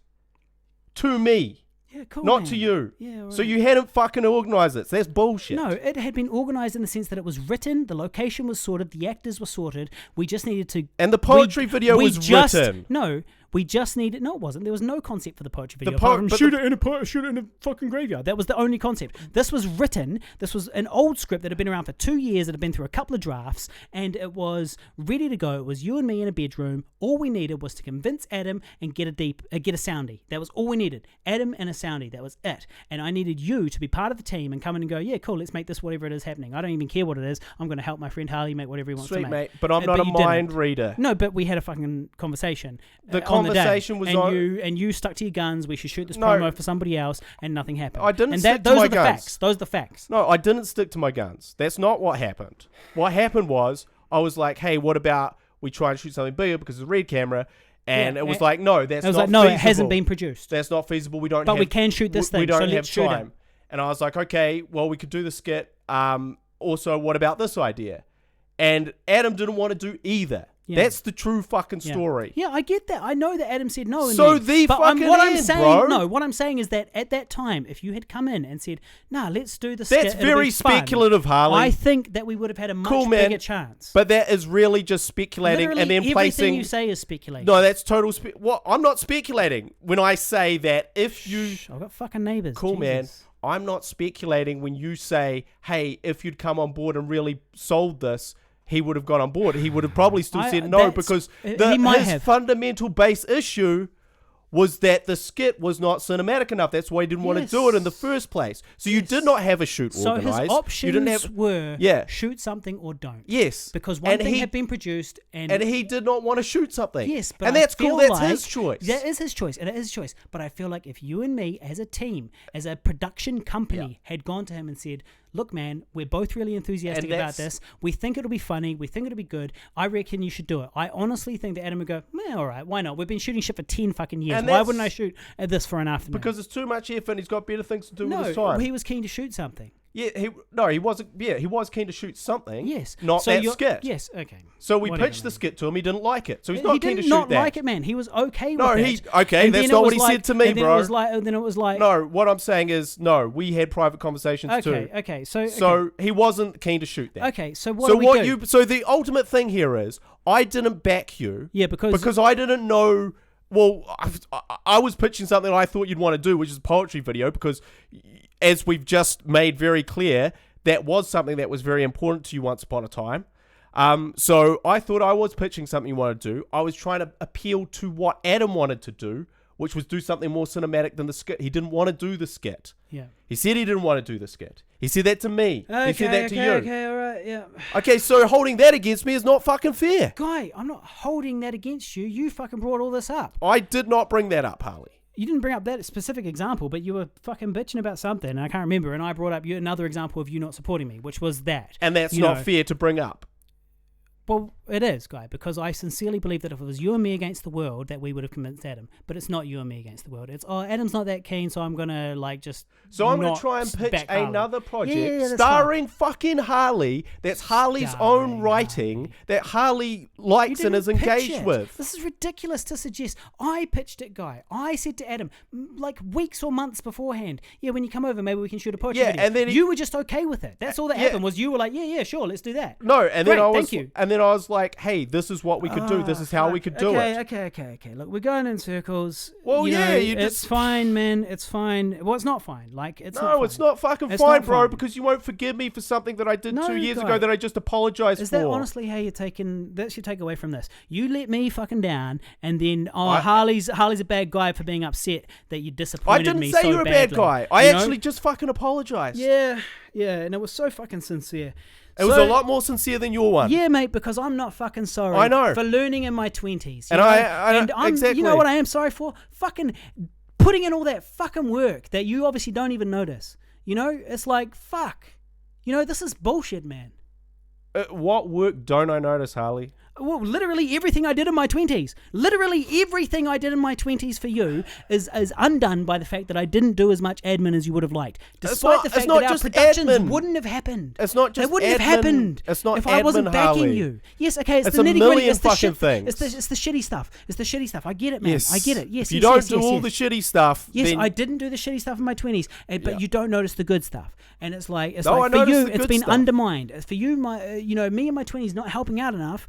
Get the director, the Pigden director, fucking train running. You're like, okay. So Harley should the zombie apologize. holocaust is the Pigden director train running, is it? Really? What? That's how you look at that project. Guy, you literally got on I Survived a Zombie Holocaust because of all the fucking movies we made together and because of the views we got on YouTube, which we put in our thing saying, this is what we've done. This was all shit I did to help you. So when you got the funding, when the funding came to be, it was like, this was a natural progression of all of your back work that you had done with me. This is where we would go to. And I supported you and I helped you and I came back from Mexico and I did all sorts of shit, to make that stuff happen. You came back from holiday in Mexico. Yes. Okay. So because you didn't go on any holidays in your 20s, I mean, what the hell are you on about? What? No, I went on I worked holiday my to ass Mexico. off in my 20s. Yeah. You went to London for 2 years. What did that have to do with Pigville? I'm working my ass off trying to become a filmmaker. Good for you. You know what I did during that time? I was fucking studying to become a work in television, in order to get connections and stuff for our filmmaking. Then there's lots of shitty grunt work to do. Yeah. By the time I get back, which you didn't. But, my point is not that you didn't do all this stuff in your 20s. That's pretty much what it sounds like. No, my point is that you have let me down many times in this relationship, whether you wanted to acknowledge it or not. I acknowledge that in my 20s, Guy, I did not do as much work as you. No, but I acknowledge it, and I'm comfortable with that. Yeah, that's not acknowledging it. What that is saying is you're totally fine with it, and you didn't do anything bad, right? And that's cool if that is the way you view it. I'm not even mad. I'm not even mad if that's your viewpoint. I'm not mad if you can't apologize to me. I don't, that is not my point of bringing that stuff up. Why I brought that stuff up is that It's to prove that I am a dick for holding this grudge for 2 years about poetry. I get it. We all get it. We've been in this. We've done this circle. Okay. And you talk so fucking slowly that it's like we're just going to go around forever. But if you get it, then you should fucking acknowledge that it is really unfair for you to do that. And now I have apologized, and we haven't got any further on because you think it's insincere. I didn't put any caveats on my apology like you did. I didn't be a prick about it. I said, I'm sorry. Right? Okay, guys, these are two very separate things that we're apologizing for. One is a recent and professional letdown. Yep. The other is growing up together and not being as supportive. No, I was fully supportive, but not doing as much of the things that needed to be done in my 20s. It's a big professional letdown over the course of 10 years. Right, so it's a letdown for you. The 20s were a letdown for you. Yes, and I did one thing that let you down. Yeah. So the 20s were a letdown for you, as in overall, everything I did for you is under, it's outweighed by all the things I didn't do. No, it's not anything. It's you fucking did this shit to me all the time. Now I did this shit to you one time here, and you are fucking holding a grudge like a petty child. When the fuck, Guy, did I say to you, no, we will not shoot this thing you don't want to do because I don't want to? Tell me one fucking time. I support you every fucking time. I've supported you. Even when I don't want to do things, I've been like, well, I don't really agree that we should do a 6-year drama fucking romance about you fucking 2 chicks, and yet here I am, right? Why? Because I'm a good friend and I'm supportive. So I don't really know what you're talking about. All you're saying is like, oh, Harley let me down in the sense that he didn't organize the WCRP pickups very well, or there was that the thing he did on Zombie Holocaust all or of the something. project because you didn't want to. What? Okay. So now you're bringing up something that are you honestly trying to sit there with a straight fucking face and say to me right now in front of my fucking face that the project didn't cost me any fucking money? No, what I want to say to you is that I dropped an extra few grand on it because you were like, yeah, I don't care about this anymore. So I sort of was okay, Guy, that's fine. If you want to make that claim, that's fine. But you're going to have to send me some receipts and tell me what the fuck you're really talking about. don't fucking remember I literally have an no email idea. that you sent me that you were like... literally no idea what you're you're talking I about. don't want to make any more of the project, so I'm poor at the moment, so I can't pay any more money for it. No, Guy, you and I had a conversation. Fuck's sake. You and I had a conversation about whether or not we should release because we shot half of it. Yep. And that was the plan. The plan was to shoot like 6 episodes and then leave it at that and release it. And that's what I wanted to do. And my argument was, let's release the project now. We're literally arguing about something from fucking 10 years. And my argument was, let's finish the story. And you were like, let's shoot what is essentially a second season that hasn't been written yet. And that's what happened. We went in and you wrote a bunch of extra stuff and finished the story. And that's fine. And my argument at the time was, well, let's just put out what we have and see if it's good or not. And then you were like, no, I wanted to finish the whole thing. And then I was like, well, I'm not paying for half of this shit. If we've got it shot, let's put it out and then we can invest more. And then, I'm pretty sure, I'm almost certain that in the end I would have ended up paying for half of it. No, you didn't. Well, fucking send me a receipt because I really fucking doubt it. So what did you pay for, Guy? What did you pay for? If you remember everything, Mr. fucking Memory here, referring to something I don't remember. What the fuck did I'll tell you what I fucking paid for, Harley. I paid for all the props. I paid for all location. I paid for all you the paid for food. literally everything in season 2? Yes. Okay. If you say so. There's an outlandish claim. For the record, listeners, I dispute it 100%. I very much doubt it's true. But Guy is now claiming that he did not, that he paid exclusively. I spent my fucking inheritance on it. Yeah, and I'm sure I spent nothing, man. I'm sure that I spent fucking nothing. You spent fucking nothing on it, and I remember it very vividly because it's like, fuck, shit. Oh well, if I want to do this, I'll just have to spend all my own money on it. Okay, well I'll do it. So the end. And like whether this is exactly the type of shit that I'm talking about. It's like now you don't even fucking acknowledge or remember.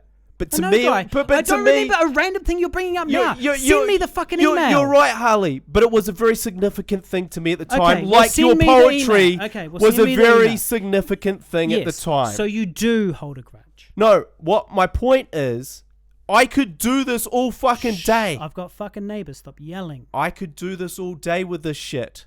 But I don't want to do this all day with this shit. And I didn't want to... I could do it all day as well, guys. Honestly, this is the tip of the fucking iceberg, man.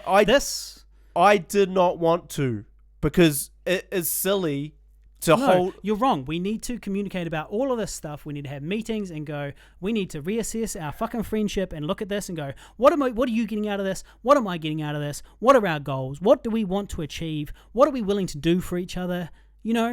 We need to really sit down and reassess this. This is what this podcast is about. These moments right here. Because we don't talk about anything off air. We do nothing ever. Literally nothing. If it's not me doing filmmaking shit for you, it's us not doing anything. Well, that's because I don't have a fucking life, bro. Yeah, well... And the reason I don't have a fucking life, bro... because you make movies. Real life not because I make movies. Fucking time, man. Not because I don't you got plenty of fucking time for wrestling. Not because I don't make movies, because I'm doing all the fucking grunt work. Yeah, well, that's what you think. You think you're doing the grunt work? You think right now you're doing the grunt work. And it's like, man, I do so much stuff that you can't even see it. You know, like recently there was a project, that Sesame Street project, and you were like, you couldn't see that the entire reason we had this opportunity was due to years of work on my behalf, establishing myself as somebody that might know about opportunities such as this.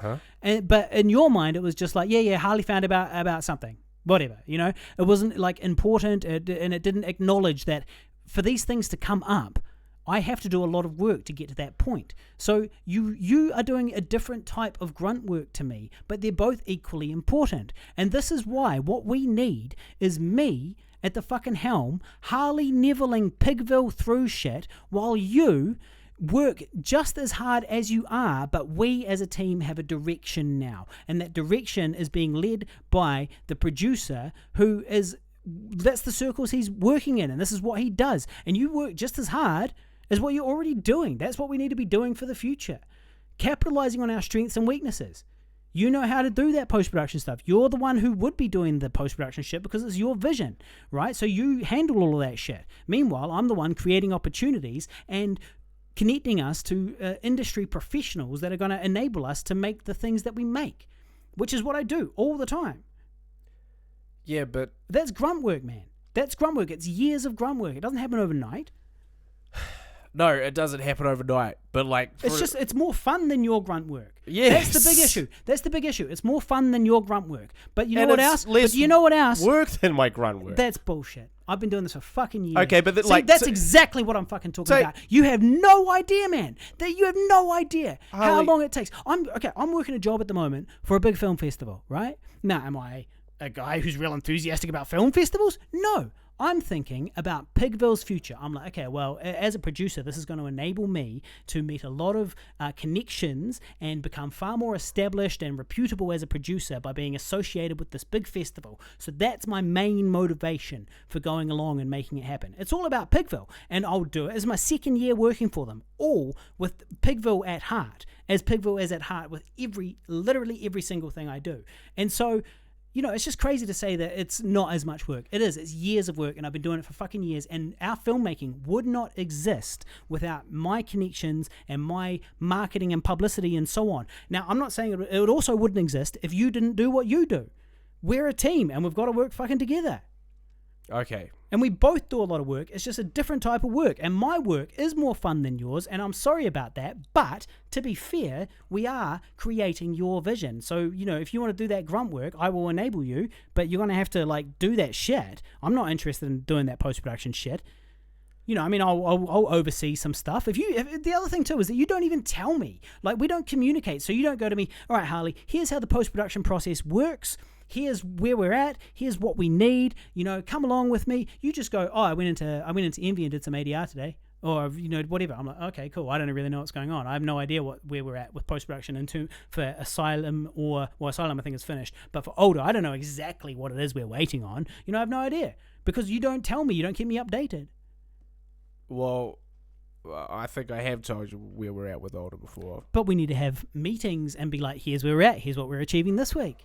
But we don't. Okay, bro. Well, like I said, I'm not disputing that we shouldn't have meetings.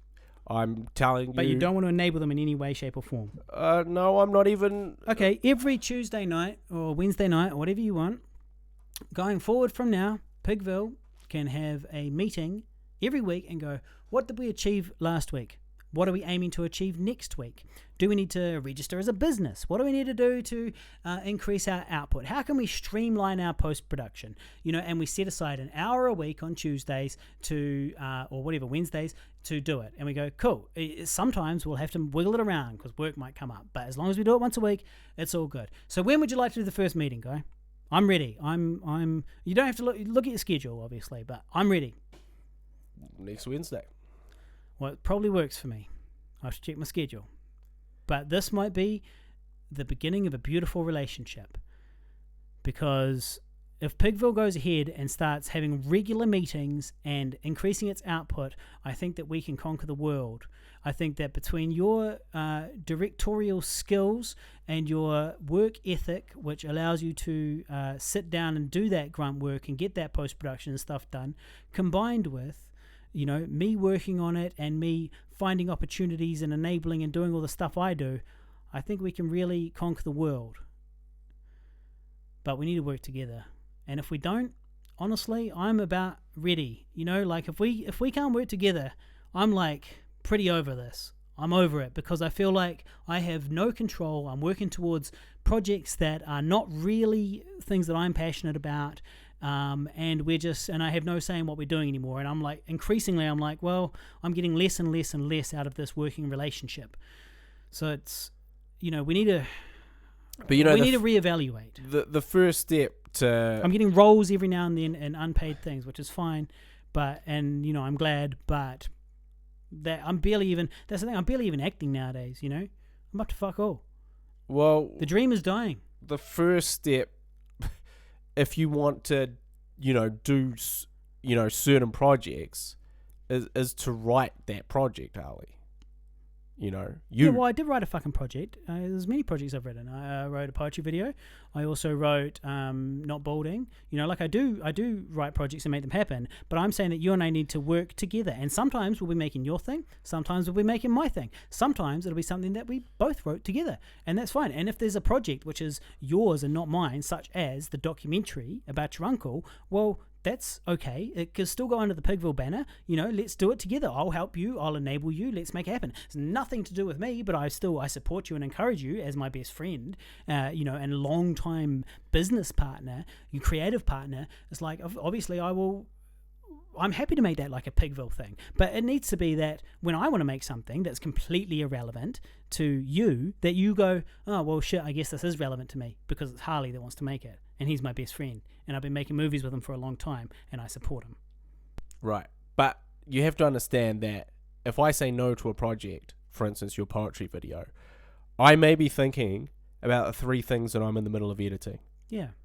Right? So it's not that... I get that we're busy. I get that you're busy. But that's the thing, is like, I'm not just saying that I'm just sitting here, because I think that is the way that you have presented this, is that I was just sitting there and I said no to your thing. At that time, we had no shoots planned, and yeah, you might have, I'm sure you had some post-production stuff to do, no doubt about it, but you were not like, yeah, I'm real keen, but I can't do it at the moment because I've got a bunch of shit going on. You were like, no, the answer's no because it's poetry. If it was a music video, you'd do it. If it was a short film, you'd do it. If it was anything else except for a poetry video, even if it was a music video, and this is all in the episode, you would have done it. Mm-hmm. So you would do a music video for this random chick from Dunedin, who's given up singing now, but you wouldn't do a poetry video for me, your bestie, who you lived with. And that was all part of it as well. I was like, oh man, I just cannot believe it. I was really legitimately, guy, that was like the first time in recent years, like in the last 10 years or more, that I've been like, holy shit, that disappoints me.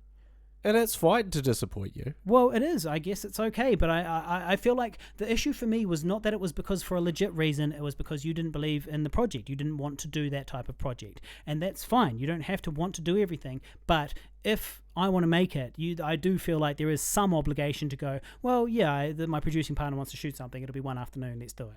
I'm busy, I'll squeeze it in, and I would have organized it for a date when you were available, obviously. I wouldn't have done it on a day when you weren't available. But the fact of the matter is that you didn't like poetry. You didn't want to support my poetry career. I think this is probably what it comes down to, really, is that you felt that poetry was taking away from my filmmaking. And that was really where the animosity came from, I think, was that you were like, well, why is Harley fucking around writing poetry and performing and shooting poetry videos when this guy should be making projects that are good for my career, short films, or music videos. Maybe projects that are good for Pigville. Yeah, exactly. So you felt that it wasn't good for Pigville. Whereas not my career. Okay, not good for Pigville. Let's make that clear. All right. So you felt it wasn't good for Pigville. Yeah. Never mind the fact that, there's older, a 6-year drama romance wasn't good for Pigville. It's killed Pigville, you could argue. And so, it's not, it wasn't a legit excuse. It was not a good excuse. Well... Okay. You should have done it. You should have done it, is what you should have done. You should have done it, and then this is a 50-50 partnership. But from that day forward, I felt like it wasn't a 50-50 partnership. Now, the good news, guy, is that I want to make it a 50-50 partnership again, right? And that's what I think having some meetings is all about. It's like, okay, cool. What are we going to shoot? Are we shooting a rape cult movie? Are we shooting this? Are we doing that? Here's what we're thinking about. What are our potential projects? and then we can get back on a level playing ground again and be like, all right, cool. Well, we've done Guy's thing for 6 years. Maybe if Harley wants to shoot something, we can shoot that thing. Yeah, well, like I said, had I known that it was so important to you, I would have done it. Yeah, but you say that, Guy, but the issue is that we had a 3-hour conversation on air, and you, at the end of it, still said no, and then when the conversation was finished, the episode was finished, you still said no, you still refused to do it. So you did know how important it was to me, and maybe at the time you underestimated how important it was to me, perhaps. But I definitely didn't know how important it was to you. Well, it was, because you can listen to the episode. But it's all documented. Yeah, you're right. You're right. Episode 71 for the listeners. But if you listen to my conversation there, my entire argument wasn't around that specific video We can't get into the specifics of a conversation from 4 years ago. But my specific argument was that I don't think poetry is doing much for Pigville. Yeah, okay, right. And I argued back that it's going to get a bunch of views on YouTube, it'll be good for our subscribers and all that stuff. Now, the thing is that even if it doesn't matter if you think it's good for Pigville, why can't you get that? Whether it's good for Pigville is irrelevant at the time, because what this is about is not what's good for Pigville, it's what Harley wanted to shoot at the time. Would you shoot it for him or not? Would your best friend, if he came to you and needs a director to shoot a poetry video, he wants to make a poetry video, he's not making something else, he's making a poetry video and he needs a director. And he comes to his best friend who's been making movies with and enabling for 20 fucking years. And his best friend, instead of saying, yeah, man, cool, we'll make it happen, the best friend says no. Not because any good reason, just because in his opinion it won't be good for Pigville. Despite the fact that I had a lot of arguments saying, well, of course it'll be good for Pigville. It'll get subscribers, which it did. It'll get a lot of views, which it did. It can be cinematic and beautiful, which it was. There's all sorts of reasons why it was good for Pigville. You were in the argument. You can listen to the whole episode, man. In the argument, you were just like, no. Basically, what it came down to was we had all of these discussions on the show, and your answer was no. And the answer was no because you don't like poetry and you think I shouldn't be wasting my time doing that stuff. Well, but then what makes it so much worse, what made me really angry was then your wrestling comes along, and I support you, but then your wrestling starts taking up more and more and more time, money, effort. You're editing things, you're traveling, you're shooting things, you're doing social media posts. You don't do any social media posts for Pigville or the Guy and Harley podcast or I Survived a Zombie Holocaust, the film you directed, or Older, which has a page, or Harrow, which has a page. All of these things. That's not true, Harley. Guy. For Christ's sake, don't try to pretend you post regularly for any of those things. Now listen, but don't get distracted. No, you please, are not doing. Hang on, let me finish the fucking Harley, sentence. If you're going to make a statement about what I do or don't post, you can talk about it in a second. Let me respond to that. No, let me finish what I was saying, which I was mid fucking sentence, guy. Let me finish what I was saying, which is that you do social media stuff for it, but you don't do it for the other stuff. And that's You've got bullshit. time for all. Guy, you've been shooting fucking documentaries about your wrestling recently, and you've been doing all sorts of stuff. When was the last time you posted anything on the Pigville Facebook page? When was the last time you posted anything on the Guy and Harley Facebook page? This is okay. It's irrelevant anyway. Let me answer. I will. Cool. Let me fucking answer that. I will. But if that's your argument, let me respond. No, Guy, I don't. So I can't respond. You can. If you'll shut up for a second, you can respond. Now listen, I'm not finished yet. So, my point overall, before we get stuck in the nitty-gritty about what you posted on Facebook last week, what we need to get into is the overall point, which is that you have a lot of time and energy for wrestling, and you're not, and yet you're not doing these things. And I had far less time and energy that I was putting into poetry, and you saw it as this big detraction from Pigville. And then you, after shitting on my dream and fucking helping me lose my confidence, what you then did was you then went away and did something which takes up 10 times more time, 10 times more money, 10 times more social media time, everything, all of that stuff. And then it's like, cool, well, can I respond so you've got lots of time for all that shit, now? But it's got to be about something that you're passionate about. And so what was upsetting for me, Guy, was that you did not support my dream when I did support yours. Sweet, bro. Even after. I supported your dream after you didn't support mine. Cool. So let me respond to that. Okay. Right? That's not true about the social media posts. Okay, so when did you post something last time?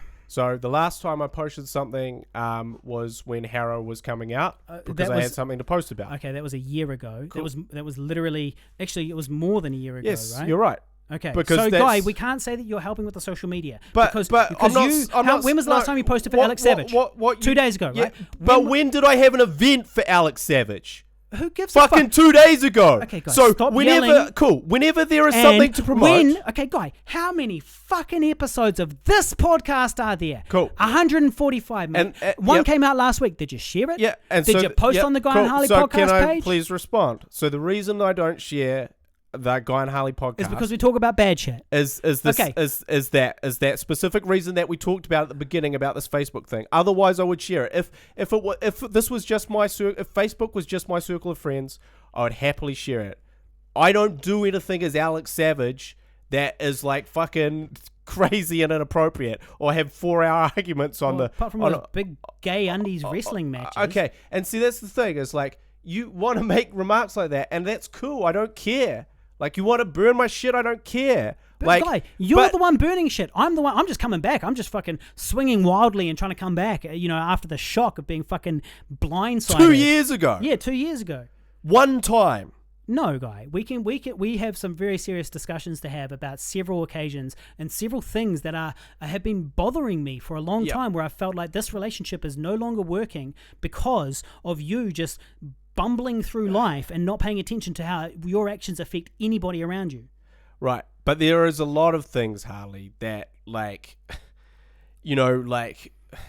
there's a lot of things that you build up in your head. Yeah. That we like, need for to talk instance, about. yeah, exactly. So I've already fucking told you that wrestling doesn't cost me heaps and heaps of money. But you didn't fucking listen. Okay. So now you bring it up How again. much? Yeah, but I bring it up because we're talking about poetry, and you saying that poetry is not good for Pigville. Yeah. I'm saying that wrestling is far worse for Pigville. That's my point, guy, and you can't deny it. So I don't care about what you're spending, how much money you're spending. I'm saying that if you want to talk about shit taken away from Pigville, my poetry took away very little. Very little. And one of your points one poetry is that, video wouldn't have hurt us. And one of your You're points. got And one heaps of your time for all this points. shit, and you one of your can't see that points- that's how you should. You can't see that this is the same thing, and only much worse. And one of your points is that I waste heaps of money on wrestling. And I don't waste any money on wrestling. Guys, stop yelling. That is a secondary Then that's not a point. valid point. Okay, so let's rule out that. Okay, so let's just say, guy, that you've only spent 500% more than me on. No. Let's keep it real. Let's say you've only spent 5,000% more than me than I spent on poetry than you spent on wrestling. Well, okay? I haven't. Yeah, I think that's real. Like, you've got boots, you've got traveling, Yep. you've got undies, you've got fake tans, you've got whatever, all those other expenses you've got. Now with That's poetry, it. with poetry, I've got nothing. With poetry, I've got the cost of the shoot, which is a few $100 for catering. Cool. So So let's just settle on. Let's just make up a number and just say that you're only doing 1,000% higher expenditure well, let's than mark me. that way That's down. fine. Okay. So are you trying to tell me that you've spent like $300 on wrestling in your entire time? Because that's a lie. In 3 years? Yeah. No. Okay. Obviously. Okay. So that's fine. That's fine. I mean, but that's like. So it is much worse for Pigville. There's no denying that it takes away time, money, and energy from Pigville. No, it doesn't take away money. And So let's comparatively, rephrase that, please. Comparatively, it takes away a lot more time, energy, and money than poetry ever could have.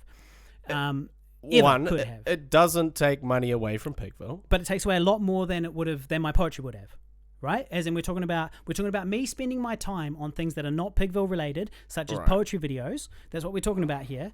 And now we're talking and we're reflecting on that and saying, well, also by that same critique, you have got you're way worse off than me. Your wrestling has taken more. Okay, forget the money. It's just taken a lot more time and energy and a lot more money. But that's fine if you want to deny it. But time and energy. So you are not trying to deny that my poetry is more expensive than... You're not trying to say that my poetry is more expensive than your wrestling, No, right? I never said the poetry was expensive in the first place. Okay, fine. So you're spending more time and energy and money on wrestling than I ever spent on poetry, for sure, guaranteed. And yet, at the time, the issue that you had about making a poetry video was that you felt like it was taking away from Pigville and it wasn't good for Pigville. And yet wrestling is far worse for Pigville than poetry has ever been or ever could be. Like it's far, far worse by those same standards. And yet, despite knowing that, I supported you at the time. Well, I mean, I think that it certainly takes time away from Pigville. Yeah. Certainly not going to deny that it takes time away from Pigville. Which I don't care about, guy. I want you to spend time. I want you to be the world's best wrestler. I did initially start wrestling to write a movie for a film, about it. which is great. Which is still my fully my intention. Great. Yes, yes. And I'm all for that. That's the which type of is hustle that I like. Pigville related. Yeah. Good, So it good, wasn't good. just pie in the sky. No, there was a Pigville connection. There was, which is great. yes, it does take up some of my time. Yeah. But we're not discussing that because I don't mind if it takes up your time or your money or your energy. I believe that you have enough time, money, and energy that you can be a successful wrestler and pursue your filmmaking. Yeah. The issue here is that your argument at the time was flawed because you were saying that I couldn't do the same thing with my poetry. Yes, because and that is where the big falling out came from. And the difference being, though, is that I'm not trying to coerce you into doing any wrestling videos for me. Right, okay, coerce. You mean like... if you... Encourage, whatever you want to say. Okay. Because so I let me get this realise- fucking straight. You're doing research for a wrestling movie, which presumably the original plan was for me to produce alongside you and make happen with you. And you're not coercing me into making a wrestling thing. This is a feature film that's going to take 5 fucking years. No, not me. But you're not coercing me into anything. I'm asking you for a 3-minute video. No, what I'm saying, Harley, is me wrestling day to day, week to week, whatever. It takes away a lot of Pigville stuff. For example, you have no time for meetings, apparently, but yet you've got time for wrestling. That's a prime example. If you drop your wrestling, you've got a day every week that you can concentrate on Pigville, and that's what you should be doing. That's what you should be doing. Okay. Fair. By your standards, not by mine. By my standards, I think you should be a wrestler. I think that it's good for Pigville. My argument wasn't... Is it another terrible, shitty argument? No, so, look, no, fuck it wasn't it, man. another terrible, shitty argument. My argument wasn't that you shouldn't do poetry. It was, guy. Your argument was I that never said you should quit poetry, Harley. You can listen to the that. fucking I will. episode, guy. Listen to the fucking episode. Yeah, bro, I will. Okay, but I never said good. And then quit come back poetry. and fucking apologize. I never said quit poetry, Harley. Yeah. No, you didn't say quit poetry. No, I didn't. I didn't say you said quit poetry. You never said quit poetry. No. You said, I'm not going to help you. Poetry is gay. You should be doing other things other than poetry that are more productive for Pigville. Those are the 3 things you said by your own admission. What I said. Poetry is gay. Yep. I don't want to make a poetry video. Yep. You should be making something that's good for Pigville. I said, I think there are things that are better to do. But I'm not coming to you saying, hey, guy, are there things that are better to do than this? I'm saying to you, hey, guy, can you help me make this? And you're saying no. Yeah, but there is a very... Because you were a very, very bad friend. You really, really, really undermined me and let me down. And that's why it's been such a big deal for me. It's like I couldn't fathom it, man. I couldn't fathom it that you would let me down like that. Okay, well, I couldn't fathom it many times. Yeah, that I let you down in my 20s. Yeah. So it's payback. It's not payback because I didn't know I was doing it. Yeah, but you did know because we had a 3-hour conversation. No, the 3-hour conversation didn't make me think, oh, fuck, I've let Harley down as a friend. Harley's really hurt. No. Harley, my friend, who's really passionate about this thing, which I just shit all over, is hurt by this. What? No. Yeah, you didn't notice that. No. That's true. What I didn't know, what I thought was, Harley really cares about doing poetry and I don't. Yeah, and I don't care about doing wrestling or movies about you and your girlfriends. Yeah. But you care about... Well, I would anticipate you care about many of the other Pigville projects we do. Of course I do. Yeah. That are more inclusive. Just like poetry is not inclusive of me, maybe older is not inclusive enough of you. Exactly, but that's okay because I made older anyway because I'm a good cunt. And that's now, okay. You can help me make a poetry video. Okay. I made sure you're the star of I Survived a Zombie Holocaust. Now you're referring to something which happened beforehand. Yes. 10 years ago. No. So the timeline doesn't work, guys. Oh, that's very fucking important, Harley. Oh, okay. So I owe you for the rest of my life. No, you don't owe me in your fucking movie, I Survived a Zombie Holocaust, which I worked my fucking ass off on in the producing side of things. Let me rephrase. I did a lot of producing. I was picking up people, organizing things, organizing sponsors. I was doing all sorts of shit for that fucking movie. Let me rephrase. And thank you, Guy, for batting for me and giving me that role. Let me rephrase. I appreciate it. It's a big role. It's the biggest role of my life. Let me rephrase. I didn't know I still owe you. No, you do. You owe me a degree of sort of empathy when I fuck up. Okay, and that's the thing, guys. No. I want to forgive you. Yeah, well... I've got empathy. You didn't, because if you did, you would have just put it aside right then and there. No, you need to understand that if you came to me asking for my help with a project, even if it was a wrestling project, if you were like, Harley, can you come help me shoot this skit? I'd be like, yeah, of course I can. On what day do you want to do it? I'll make it happen. And that is where the big disappointment is. That's the difference. I'm not interested in wrestling shit. I'm not interested in heaps of stuff that you want to do. And yet I'm here because I believe in you. And I support you because I'm your friend and we've got this big, long history. And so when you did not support me back, you really let me down. And I feel like you're underestimating, how bad it was. And you're like, well, you shouldn't be holding a grudge, Harley, because you let me down in your 20s. And it's like, okay, well, that's fine. But this was kind of a different dynamic than our 20s. This was our 30s, and things were quite different by then. And we had done a bunch of projects, and we were being more professional. And I was acting more as a producer, despite years of resisting. And I was stepping up to the plate. And that was when you let me down. And then, like me letting you down in my 20s, I'm sorry that I was not doing enough of that grunt work, and we could have been much more productive if I had been more proactive in those days. There's no doubt about it. There's absolutely no doubt about it. But I just didn't really know what I was really doing. But later on, when you let me down, what shocked me was we hadn't had big fights for years. In our 20s, we used to have fights like this all the time. We used to have these horrible fights that would ruin your week all the fucking time. It was part of our relationship from when we were 13 until we were like 30, and it was horrible. And then by the time this poetry thing happened, though, we hadn't had fights like that for years, and we'd kind of matured and grown up, and we fought a lot less. And I guess I thought that everything was all good. And then that happened, and I was just shocked, man. I was just shocked. Okay, but you can be shocked. Yeah, and you can be all those things. You can be hurt. You can be upset. You're absolutely entitled to be all those things. But then you also have to go, shit, man. Yeah, guys put up with a lot of my shit, and I should forgive him. And yes. Yes, okay, I get that, guy, but I can't forgive you if you don't acknowledge that there's any issue there. If we don't communicate, if we don't have conversations, I can't forgive you. This is what I've been saying for years. We need to have conversations. I've written drafts. I've got a fucking note, a Google note, which would fucking, fucking turn your soul to read, and it's called Guy, and it's me trying to put down what I want to say to you to communicate clearly so that this relationship can last. Because if it continues on this path of us not communicating and not working together and only doing things you want to do, then that is it's a path for disaster. It's never going to work. And so I write all these things, and I'm trying to get it just right in order to come to you and say, can we communicate clearly?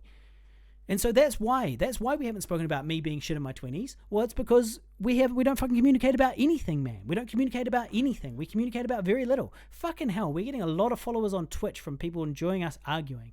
Yeah. Which is good. Welcome to the show, Dislo. And the other one from before? That's my girlfriend. Oh, okay. Well, hello. You should have subscribed months ago.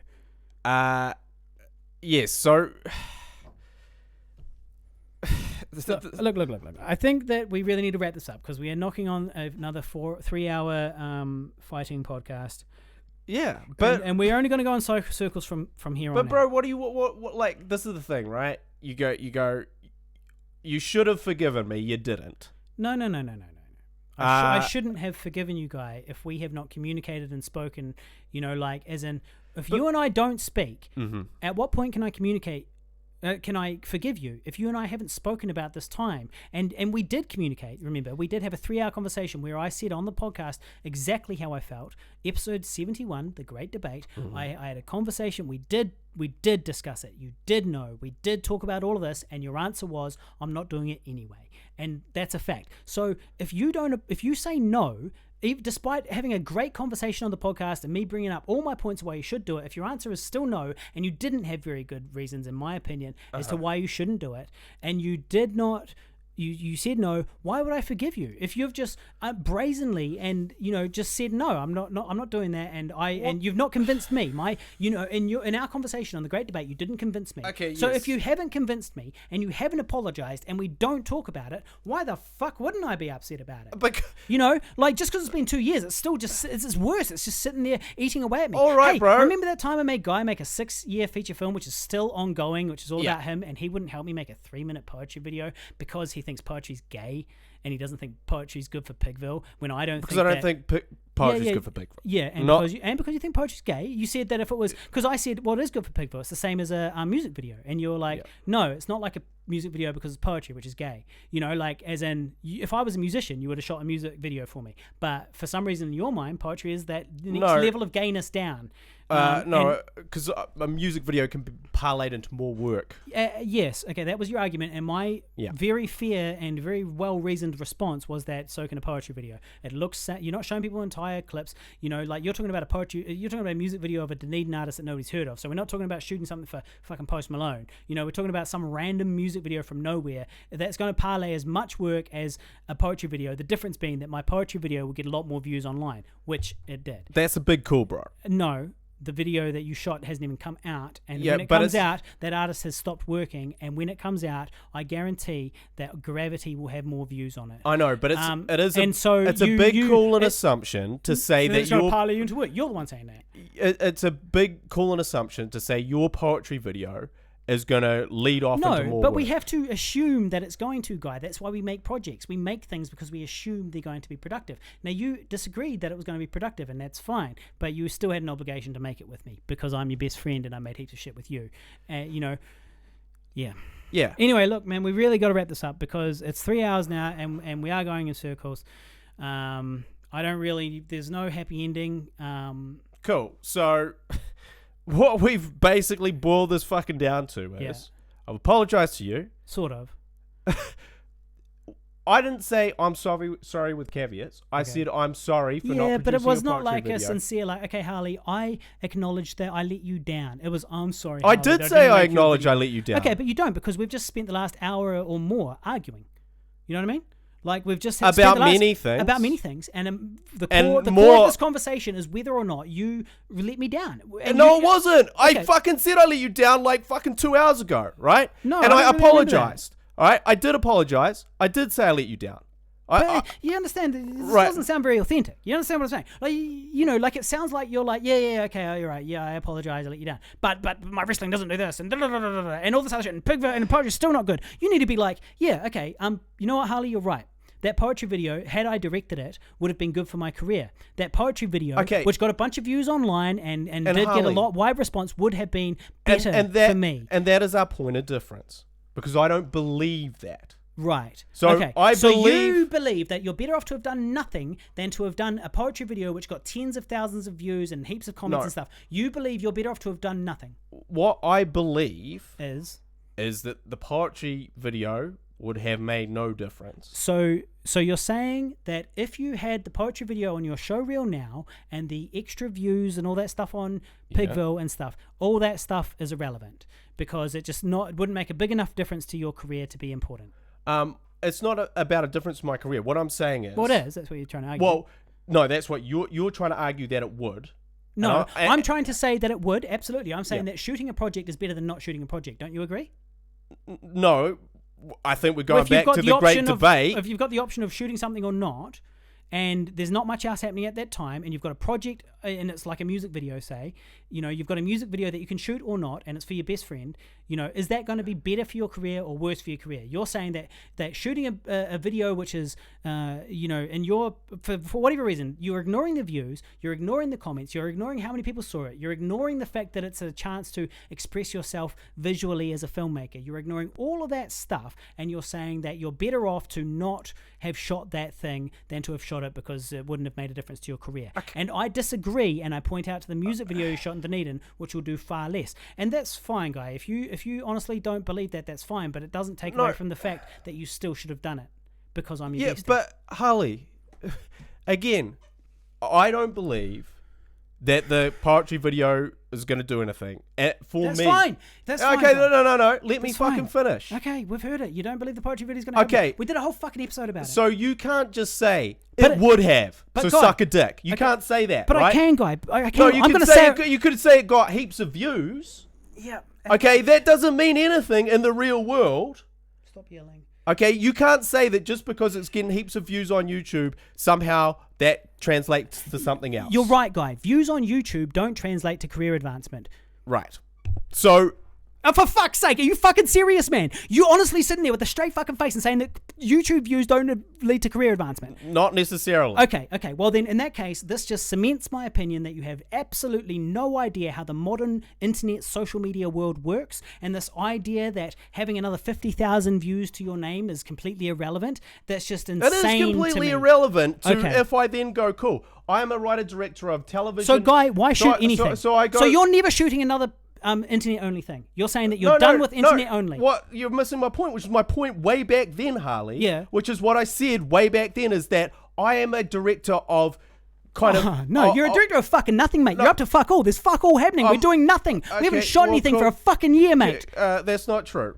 No, you've shot a bunch of shitty little fucking wrestling skits and shit. Great, good for you, man. No. But in terms of actual things we've shot, Emmy the Vegan was the last thing we shot, which was a year ago. No. And yes, it was a fucking year ago. And before that, the pilot was a year before that. It's been 2 years since we shot the original pilot. We're up to fuck all because you don't want to, because I just you're shot too a fucking picky. documentary. Oh, okay, cool. The doco that you didn't even talk to me about, you just go, oh, by the way, I'm going to London and I'm shooting a documentary. Oh, all right. Look, I'm not saying you have to get my permission, but Jesus Christ, you'd think that as your business partner, your creative partner, and your best friend, you might go, oh, hey, Harley, I've been thinking for a while. My uncle's a bit sick. I want to make a doco. Do you think that's a cool idea? What do you think? Is there any input, anything like that? Literally nothing. What I was thinking So that's great that you went out and shot your own project, Guy. I'm happy for you, mate. But we're talking about Pigville. We're not talking about me going out and doing, my own things, totally different things. We just said, if you let me finish, we just said that the documentary could be a Pigville thing. It should be. It would have been a Pigville thing if you just come to me at the beginning and you would have said, hey, Harley, I want to do this. I need to do a crowdfunding campaign. And I would have said, okay, mate, cool. How do we make that work?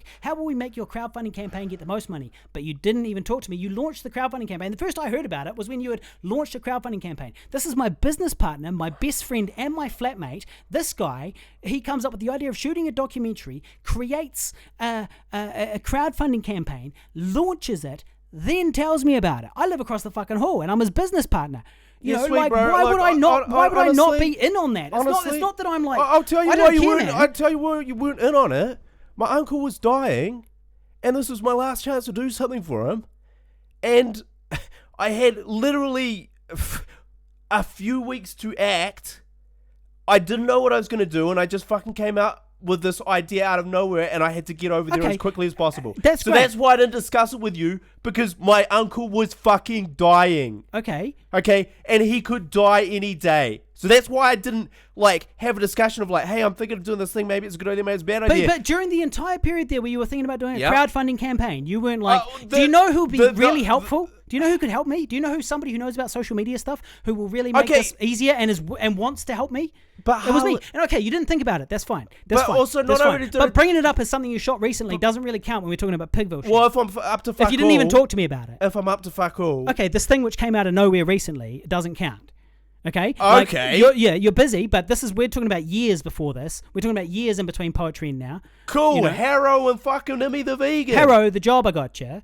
And Emmy the Vegan, great. Yeah, that was the pilot was 2 years ago. The pilot was 2 years ago. The show was a year ago. Last year. Yeah, the show at was the end of last year. It wasn't the end of the year last year. We shot in what, October? No. I quit my job in June and then we went into shooting it.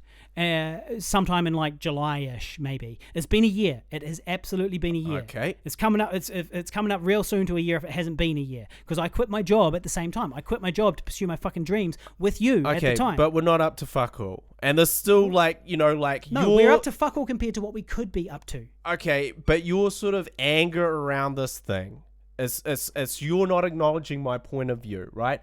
I am sorry, as I have said many times.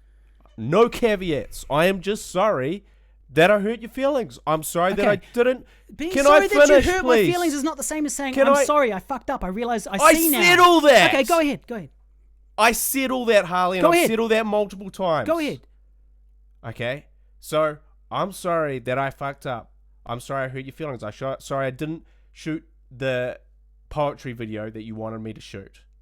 If I had known that it meant as much as it does to you, I would have absolutely done it without any reservations. But you did know. Let's be clear. You did know. No, I didn't. We had a 3-hour conversation, and the conversation is documented. Cool, bro. So you need to stop that. You need to drop that point. You need to go, look, Harley, I do realize it was worth a lot to you at the time. Are you honestly trying to tell me that at the end of the great debate, you thought that this was not a big deal for me? At the end of the Great Debate. Did you listen to that fucking episode, man? Yeah. Like at the end of the Great Debate, I was very fucking upset, obviously. So don't try and say that you didn't realize how important it was to me. Harley, I didn't think you'd have a 2-year grudge about it. And that's what I'm saying. You didn't understand that by shitting on my dream and then... I didn't shit on your dream. And then not communicating with me. You didn't understand that shitting on my dream and then not communicating with me wouldn't make me upset. On your dream. Really? If we'd communicated afterwards, fine. But, you didn't. You didn't apologize on the show. Nothing happened. No, nothing happened. Nothing happened after that poetry video until now. Yes. This is the first time you've ever said so. Harley, because I didn't understand that it fucking hurt your feelings to this degree. I know, and yet it boggles the mind for you to sit here on a live broadcast, referring to a live broadcast that we did earlier, where I told you in very express terms that I was upset, and you did not realize. That's great. And in that 3-hour podcast... You did not realize. Yes, in that 3-hour podcast... Yeah, but afterwards, when you reflected on it... Yeah, so when I were you like, oh, Harley was probably a bit upset there. I probably should have shot that music video for him. No, what I thought was Harley didn't acknowledge any of my points. We spent the entire episode arguing, so obviously I had to acknowledge your points. But you didn't acknowledge my points. Like right now, your point is like poetry is not good for Pigville. No, why? Not even because I don't think that views on YouTube are important. No, okay, that's idiotic. I know more about it than you, so therefore, guy, please be quiet because you're wrong. Okay, right? And acknowledge it. Okay, so I'm not acknowledging that because I know you're not. My point. Then this is the fucking issue. Yeah, my point. You don't know about it, and you're talking. Cool. No, you don't fucking know about it. I know about it. You don't know about, this is the thing. If I go to the film commission with a poetry video, they don't give a fuck. Oh, guy, don't you understand that success is not, I've got a poetry video, here's $1 million. Success is, I've done 1 million projects, here's another one, here's another one, here's a poetry video, you're right, Harley. Here's something we should shoot this weekend. You're right, Harley. Obviously, the film commission doesn't care about a specific poetry video, but they do care about the hundreds of millions of views you have on YouTube. And they care more about a web series or a short. Fine, but I wasn't asking you to make that. But what I was arguing at the time, which we go back to, the only reason I'm raising my voice, Harley, is you keep interrupting me. Yeah, because you won't let me. Fucking shit, guy. You're an absolute dribble that is nonsensical. No, it's not nonsensical. Boggles the mind. It's not nonsensical to say that poetry may not advance our filmmaking careers. Okay, but a Dunedin music video will. I'm not saying that either. No, but you are, because you're willing to shoot a Dunedin music video for a stranger, but you're not willing to shoot a poetry video for me because you don't think the poetry will help you. No. That's what you just said. No, because music videos... There's a proven trajectory with music videos, which I said at the time. Music videos. That's fucking so idiotic to suggest that shooting a music video and putting it on YouTube, which gets 1 million views, is somehow more valuable than shooting a poetry video, which gets 1 million views. We've had this. We can't have this conversation again. Cool, let's not have it. Let me fucking reply then. We had it in the fucking podcast, Okay, so Harley, what I'm trying to say is, we clearly have a difference of perspective and a point of view on how good you think this poetry video will do for us. And yet, it's done better than anything else you have created yourself. So, in terms of views... What do you mean? In terms of shares, in terms of going all over Facebook... I'm sorry, did someone hire Adam off that poetry video? What? So how was it done so well for you? Adam did put one of my poetry videos in one of his show reels, actually. Yeah, I know, so maybe it did. Okay, but no one called him up and go, "Hey man, I dig that poetry video." That's not what I'm saying, guy. No. Yeah, but what I am saying, Harley, which was my point in the Great Debate, was that you don't even remember the fucking Great Debate. The Great Debate. My point back then. Yeah. Was that there are other things that I can do that are better than this poetry video. Yeah, exactly. But that wasn't an option. The option was poetry video or nothing. And at the time you said, I prefer to do nothing than to do Harley's poetry video. And that's a fact. And that's where we're at. Cool. And you say you're sorry, and yet you're still justifying it, And it's like... No, I'm justifying my perspective on the poetry video. Okay. I'm not justifying... I know, but you understand... So, no, Harley. You understand that Harley. You're not justifying it. You're saying nonsensical shit. No, views don't count on YouTube. No, I'm not saying views don't count on YouTube. That's what you're saying. What I'm saying is views on YouTube don't translate to more work for Pigville or work for me as a director. Okay, and I'm saying that is the single stupidest thing I've heard at least this week. Cool, man. Well, we've got lots of views on YouTube, and they haven't necessarily translated to anything. Guy, our views on YouTube are all we have. Okay. Our online presence is the only reason anybody knows anything about us. That's not the same thing. The best thing we have is the zombie film is out, but nobody's talking about it online. There's nothing happening with it. If we weren't doing social media stuff, this is probably, you're right. You put different value on YouTube than me, or on, sorry, you put different value on online presence than me. Yep. And I do think, and I'm going to try not to swear, I do think that that's quite crazy that you, in 2019, you can't really see that the advantage to having a lot of views and followers online. And that was I never said that, though. Guy, if you listen to the episode 71, that was, by and large, this was what we fought about. Was your argument was that you didn't think it was going to help, and that having a bunch of views online doesn't help, and having a bunch of extra followers online doesn't necessarily help. And I'm saying that it well, I'm not saying it helps every time. I'm saying that it is another another string to our bow, and it's another thing we can do, and we might as well do it if we can. And like having views online is obviously good for our career. And it's just kind of insane to me that in this day and age you'd be denying it. And all I wanted to do was make a video which would get a bunch of views, and whether or not that video is a music video or a poetry video is irrelevant. What's important is if it does all right online, I mean, that's all we're making. That's all I'm trying to make. I'm just trying to make a video for the internet, so it could be a music video, it could be a poetry video. This particular one was a poetry video, but you didn't want to encourage my poetry career because you felt like it was taken away from my Pigville stuff, and you felt like I wasn't doing enough Pigville stuff already, and I've been letting you down in my 20s. So when I found this passion of mine, instead of encouraging it, which would have been good for both of us and good for Pigville and good for the Pigville channel and all that stuff, you instead shit on it. And but don't. That's and that's not fine. fair, bro. That is fair. You No. did shit on it, right? No, I mean, you said it. You said poetry's gay. So I made jokes about it. Yeah, I know, but Right? but the thing is, when the joke started, I was on board. I was like, yeah, it's funny. It's funny. It's podcast content. It's funny. Yep. But the thing is, it stops being a joke when you actually say legit. No, that's not a joke. That's you legit think it's gay. Your word's gay, not mine. And so yeah. I mean, that was. Yeah, but Harley, I didn't shit on your dream until you quit poetry. What? I didn't shit on your dream and tell you to quit poetry. I'm not saying you told me to quit poetry. I'm saying you did not support me. So And you didn't. Well, we can acknowledge that, because if you had been supporting me, we would have made a video. No, that's not true. So the That's video not true, bro. is I the went same to thing your on poetry YouTube. gigs. Guy, you came to a poetry gig of mine once to film it, and I appreciate that. That's Thank you. not the only Thank you. time I and went. And by then, that was well and truly after the Great Okay. Debate. So you certainly knew by so, then. So after the Great Debate, I went to your poetry gigs. I filmed your poetry gigs, but I'm not supportive. After the Great Debate. Yeah. So which the fuck is it? What, you came and did one thing, Guy. You honestly Okay, so is that not being supportive? No, Guy. It's not. Guy, we're talking about something that happened a year and a half later. You came and filmed something for me, which I asked to. And you and I both know at the time, you didn't want to do it. You did it because you wanted me, because you felt bad about the whole Great Debate thing. Basically, I didn't. You knew that you had no choice. You had to come along because I had been fucking furious already by that point. But look, No, Guy, Harley, I didn't know you were holding a grudge. Guy, you did, because I fucking told you. It doesn't matter. This podcast is over. We need to go. It's 3 hours long. It's shit anyway. It's called Swan Song. Who gives a fuck? We'll see if there's another one. I don't really know what to do. This relationship is not working anymore as a professional relationship. As friends, I love you. But as a professional relationship with Pigville, this stuff is not working for me, and I've been upset for quite a while. It's not been working for me for a long time, and it's good that we've had this conversation, but I sincerely hope that you and I can find a way to make this work, and what that's going to be is going to be a reevaluation of this dynamic, what we do, and how we go forward into the future. As in how we operate going into the future. What I want is an egalitarian working relationship where you and I decide what to shoot 50-50. If you want to do something and I choose to support you, that's great. It goes under the Pigville banner. If I do something, you support me, it goes under the Pigville banner. Everybody wins. It's a productive relationship. We put out more content. And if you're busy at the time, well, tough shit, because I'm busy too and I don't want to do older shit. But I'll do it if this relationship is going to be like that. Right? And that's really what it kind of comes down to for me. And I didn't plan on having this conversation with you on air. As mentioned, I wrote all this shit down with the intention of kind of having a meeting with you off air, but here we are.